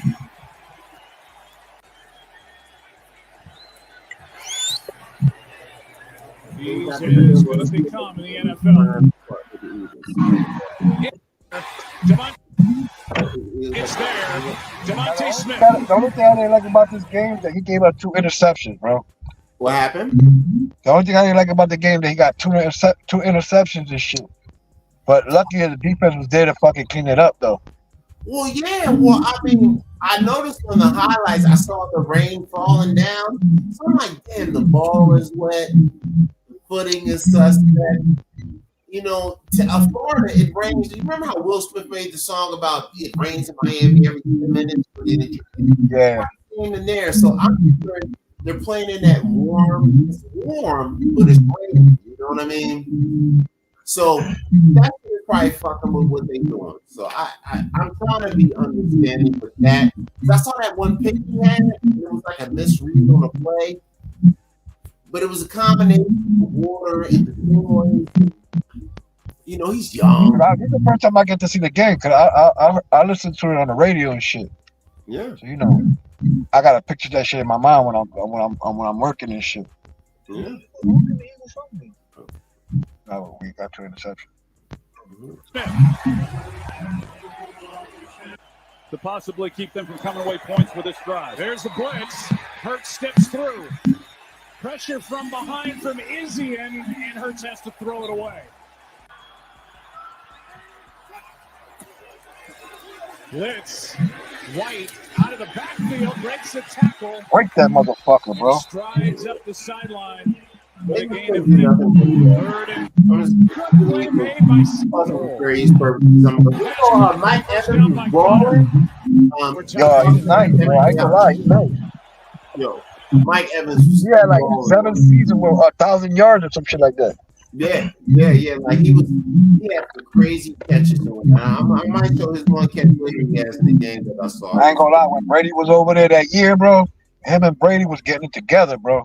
Oh, they was busy, but then like the second year, I had him in my fantasy. He was totally shut down. That's the year he got in the fight. He got suspended and shit. I think he got 1,000 yards that year too. I think he got like 6 or 7 year, but he missed like 7 of the games or some dumb shit. Oh, yeah, I remember that talk about, yeah. Yeah, because he got in a fight with Russell and he ran over and pushed the nigga down. And they put him out for like 5, 6, 7 games. Some dumb shit. He was hurt. But when he balled, he was good, but he wasn't the same. Like dropping open touchdown passes to start the season. All kind of shit. It was weird and shit. Then he got in the fight. And And then the minute I don't got him, the minute my $200 ain't on the line, all of a sudden this nigga can play. But anyway, let's watch the Eagles. He's coming on the blitz. Eagles pick it up, and the pass caught for the first down by Goddard. Yeah, and you've got to be able to cover as well. So part-time cornerback. Here is a handoff to Gainwell. Gainwell got it. They don't get it. Gainwell. He don't never touch the ball like that. 2nd and 2. Find somebody. Gets rid of it. Has his man. That is Zacchaeus. And Olamide Zacchaeus with the biggest play. Yeah, this drive going. Just got it away. Hurts. Oh, dang. Find somebody. Time runs out. Touchdown. Zacchaeus. Yeah, that was a good one. Who's that one? AJ Brown? Huh? Who was that right there? His name is Zacchaeus. Oh, yeah. They were talking about him already. Yeah. That was his first touchdown in his career.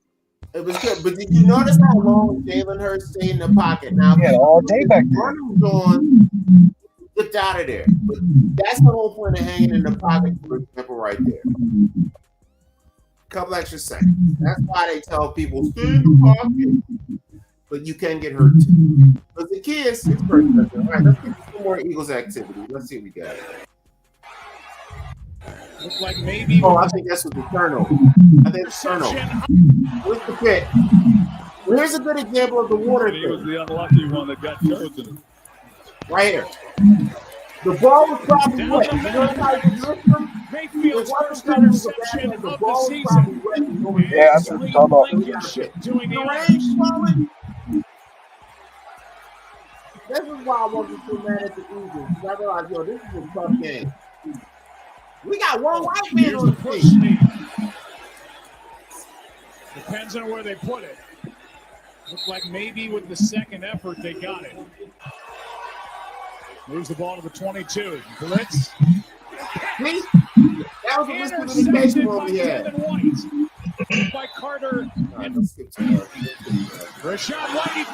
Yes, sir. Oh, somebody got that shit right back. Yeah, let me get this shit. Let me bring it back a little bit. Run it. By Carter and Fletcher Cox.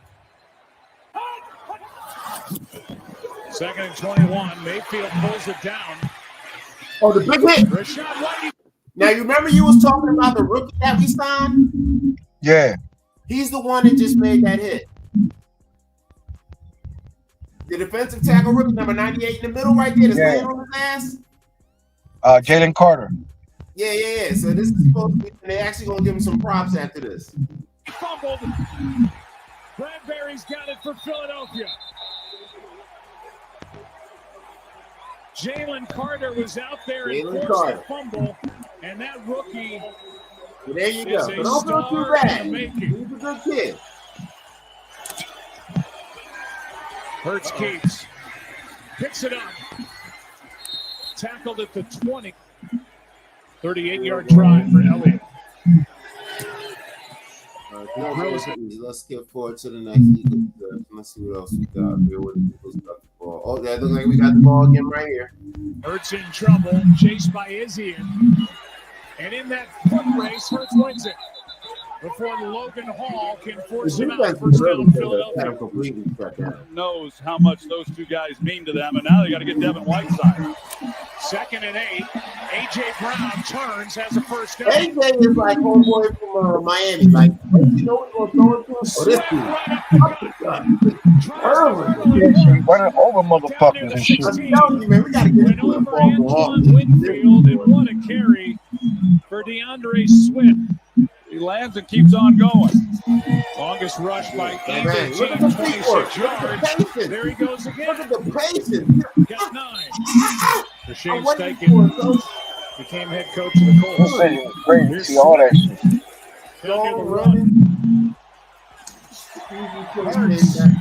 Took it in. All right, let's get to the next Eagle possession and shit. Let's skip to the next one.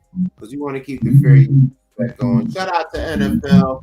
Don't try to be crazy. I'm going to skip it through it. I want to show y'all stuff. Go to NFL. Make sure y'all watch the rest of this video and get the chance. Oh. So we fucked up here, but I think we get it right back on some dope.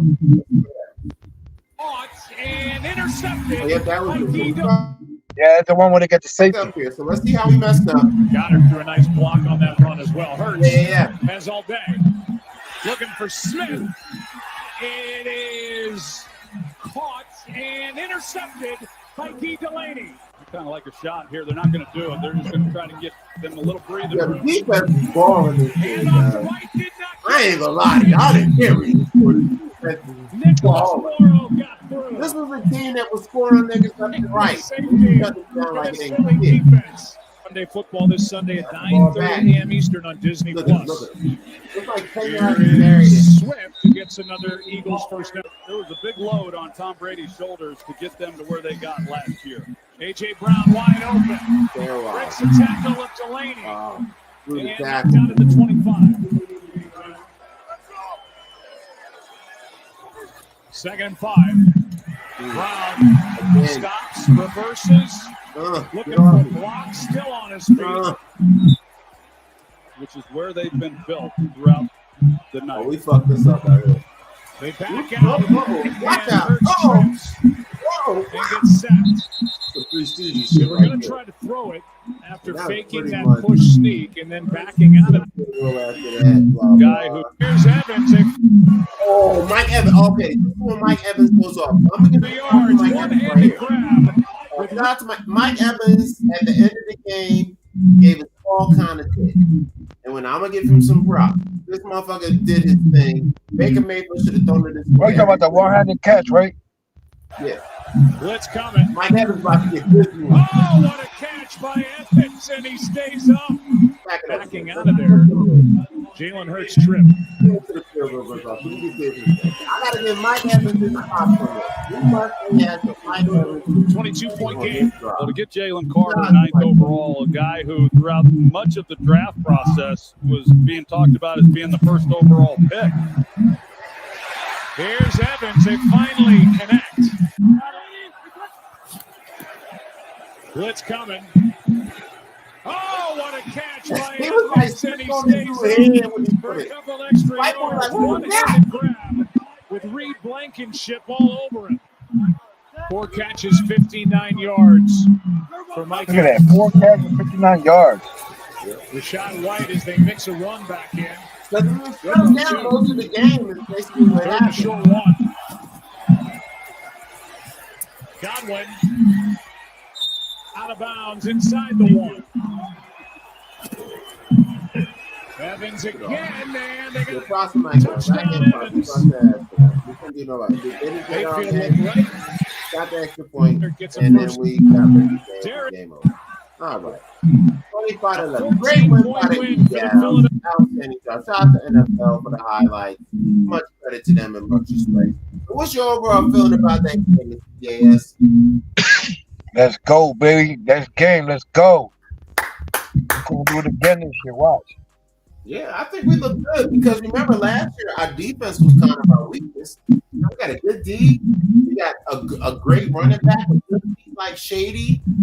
Quarterback doesn't have to do so much work. Better receivers on the team overall. Everybody, we got to be careful with the Cowboys. No, the Cowboys got to be be careful with us. The Cowboys. Because just like they got a good defense, so do we. We're going to fuck Dak Prescott up, bro. Yeah, Dak Prescott is the problem. It's not the Cowgirls' defense. The Cowgirls' defense is okay, and it's pretty solid. But I have it as my fantasy team because They shut them down. The Cardinals are all team. By Arizona, and Arizona sucks. So I ain't scared of them. I don't know. Also, we got they done this shit for fucking getting the number 1 cornerback injured in practice. That's they dumbass part too. They got the coach fucking calling plays. He's the fucking problem too. Cowboys ain't going around. Why people was all hyped up about them and shit. It's the same bullshit every year. The Cowgirls is been on some bullshit. They've been good since Emmitt Smith. Yo, you want a fact right now? You can look this shit up. The Eagles, the last 2 games that the Eagles played were the most views in the NFL. Sound about right. We the hottest team. I don't know about the one tonight, but I know the last 2 were. Yeah, we the hottest team in the league right now. Because people are sick of Kansas City and whatnot. So they want a new king. And we right on track. So I appreciate that shit. But also, our noodles this week is Jeanie Mai and Young Jeezy. Oh man, that bitch dumb as shit. Now, as you know, they're getting divorced, and She did that shit to herself. Shows her old butch Asian ass to be with, and obviously she's a tiger mom, and she talks mad shit. And I know why both of them are noodles. So, can you think of a reason why Jeanie Mai is a noodle and why Young Jeezy can also be a noodle? What's your feeling why Jeanie Mai? Well, I don't really have too much to say about Jeezy, but Jenny did that shit to herself. Bro, I see these little videos that they put up on her. She fucking did that shit to herself. Fucking talk about she want to marry a white man, and then all that little flirting shit she did on the videos with Mario Lopez. Now you can't trust that motherfucker right there. So she did that shit to herself. You know what I mean? She can't make that man change. If he's been living his life for 30-something years, doing the way he is, like you can't expect that man to be like, you know what I mean? You know he's gonna be fucking watching you and shit. But yeah, it was her dumb ass fault. So she the noodle and shit. Exactly. Now, do you think Young Jeezy has any noodle aspect to him? What happened? Do you think Young Jeezy has any noodle aspect? I mean, yes and no. Like damn, like they actually covered that shit up real good. He waited till the last minute to drop the bomb on her and shit. Other than that, I mean, like he did what he had to do. No, I agree, because he tried to love her, and he should have kind of noticed the red flags before him, but he tried to give the bitch a chance. But I say where he fucked up was they said he dropped the prenup on her like the night before marriage. And so she had kind of the duress. And I would say that was where he moved up. Okay, you knew he was getting with a bitch was kind of wild. She said she didn't respect the wife because she didn't have a baby. She said her mom was an aggressive ass broad, and she had that problem being an aggressive ass broad. And he said he had to check her over that shit. So I think he should be more herself. Where do you see you? Herself, she be alright. I know she be alright. Somebody else gonna smash that. There's always somebody out there. Hey, Mario Lopez probably already did. Can't trust that motherfucker. Say by the bell ass. Yeah, well, she's 40 now, but the thing is, now she's saying because once you go black, you can't go back to the other group. My Caucasian brothers and my Asian brothers don't take you after you done do with the Geezy types. That's all I'm saying. You know who's another noodle bitch this week? Who's that? Remy Ma. Oh, Remy Ma. Why she my man Papoose like that? Huh? She did Papoose dirty. And you know they're both from Philly, right? Yeah, the boy Easy the Block Captain. Bro, I have not seen him win not one battle. I be watching that shit, and my son can tell you I watch that shit. I've never seen that motherfucker win a battle. No, the only battle he basically won was the one where he was getting dissed about smashing the bra. Yeah. That's about it. Past Yo, that, her face was memorable on the fucking video though. She was like, but she kind of knew, and people were saying that basically what she did was she used Pap in that whole situation to blow up her business. So basically, he was on her nuts while she was locked up. So when she got out, she's probably already on some. This bitch ass nigga didn't even have that for me to walk into this on my titty while I was locked up. He didn't build his shit up. He didn't build his career up. So what she did, she's like, all right, I'm gonna play it cool. I'm gonna get out, play the wifey role, and then when I get my shit going, first I get out on this nigga because this nigga is the old days, and I miss my childhood basically, and I want to get that shit off. So she basically plotted it and used this situation to blow it up, is what niggas would say. What do you think about that? I mean, as a lyricist, I fuck with her, but as a baby mom, wife, the way she did that situation, that bitch ain't shit. Yeah, they said while they were locked up, I think they didn't even have kids yet. He was locked up. So what happened? He was waiting for a chick that wasn't even baby moms yet. Yeah, he was rocking for her hard, bro. Like from what the stories that they say and shit. Like, yeah. Also, the nice one. What's the other one? Tiana Taylor and Iman Shumpert getting divorced. What? For real? Yep, just announced also the other 2 days. Tiana Taylor and Iman Shumpert getting divorced. Another, what you would call hood love thing. It's like, okay, Tiana Taylor and Iman Shumpert are together. Man, what it is, that nigga ain't going nowhere right now. So she's like, man, I need a new nigga. It's the same thing with Papoose, because Papoose, she said she told him when she was locked up, like, no, you need to focus on your career. He's like, no, I'm focused on being there for you. Da da da da da. So I don't lose you this abroad or something else. She's like, no. So she was already kind of like, yo, nigga, while I'm locked up, you need to be out there getting it. So when I get out, I got something to walk into. Instead, she got out. And this nigga was basically career-wise in the same position as the day she went in 6 years ago. So when she gets out, she's kind of looking at him like, nigga, you could have been in strip club getting busy with business. Instead, you sending me letters. I'm good. I'm in a female porn. All I'm doing is pussy and making snacks. Female jail ain't like boy jail. I listen to the female jail stories. I've listened to all the female prisoners. I got one story. All the female prisoners are listening.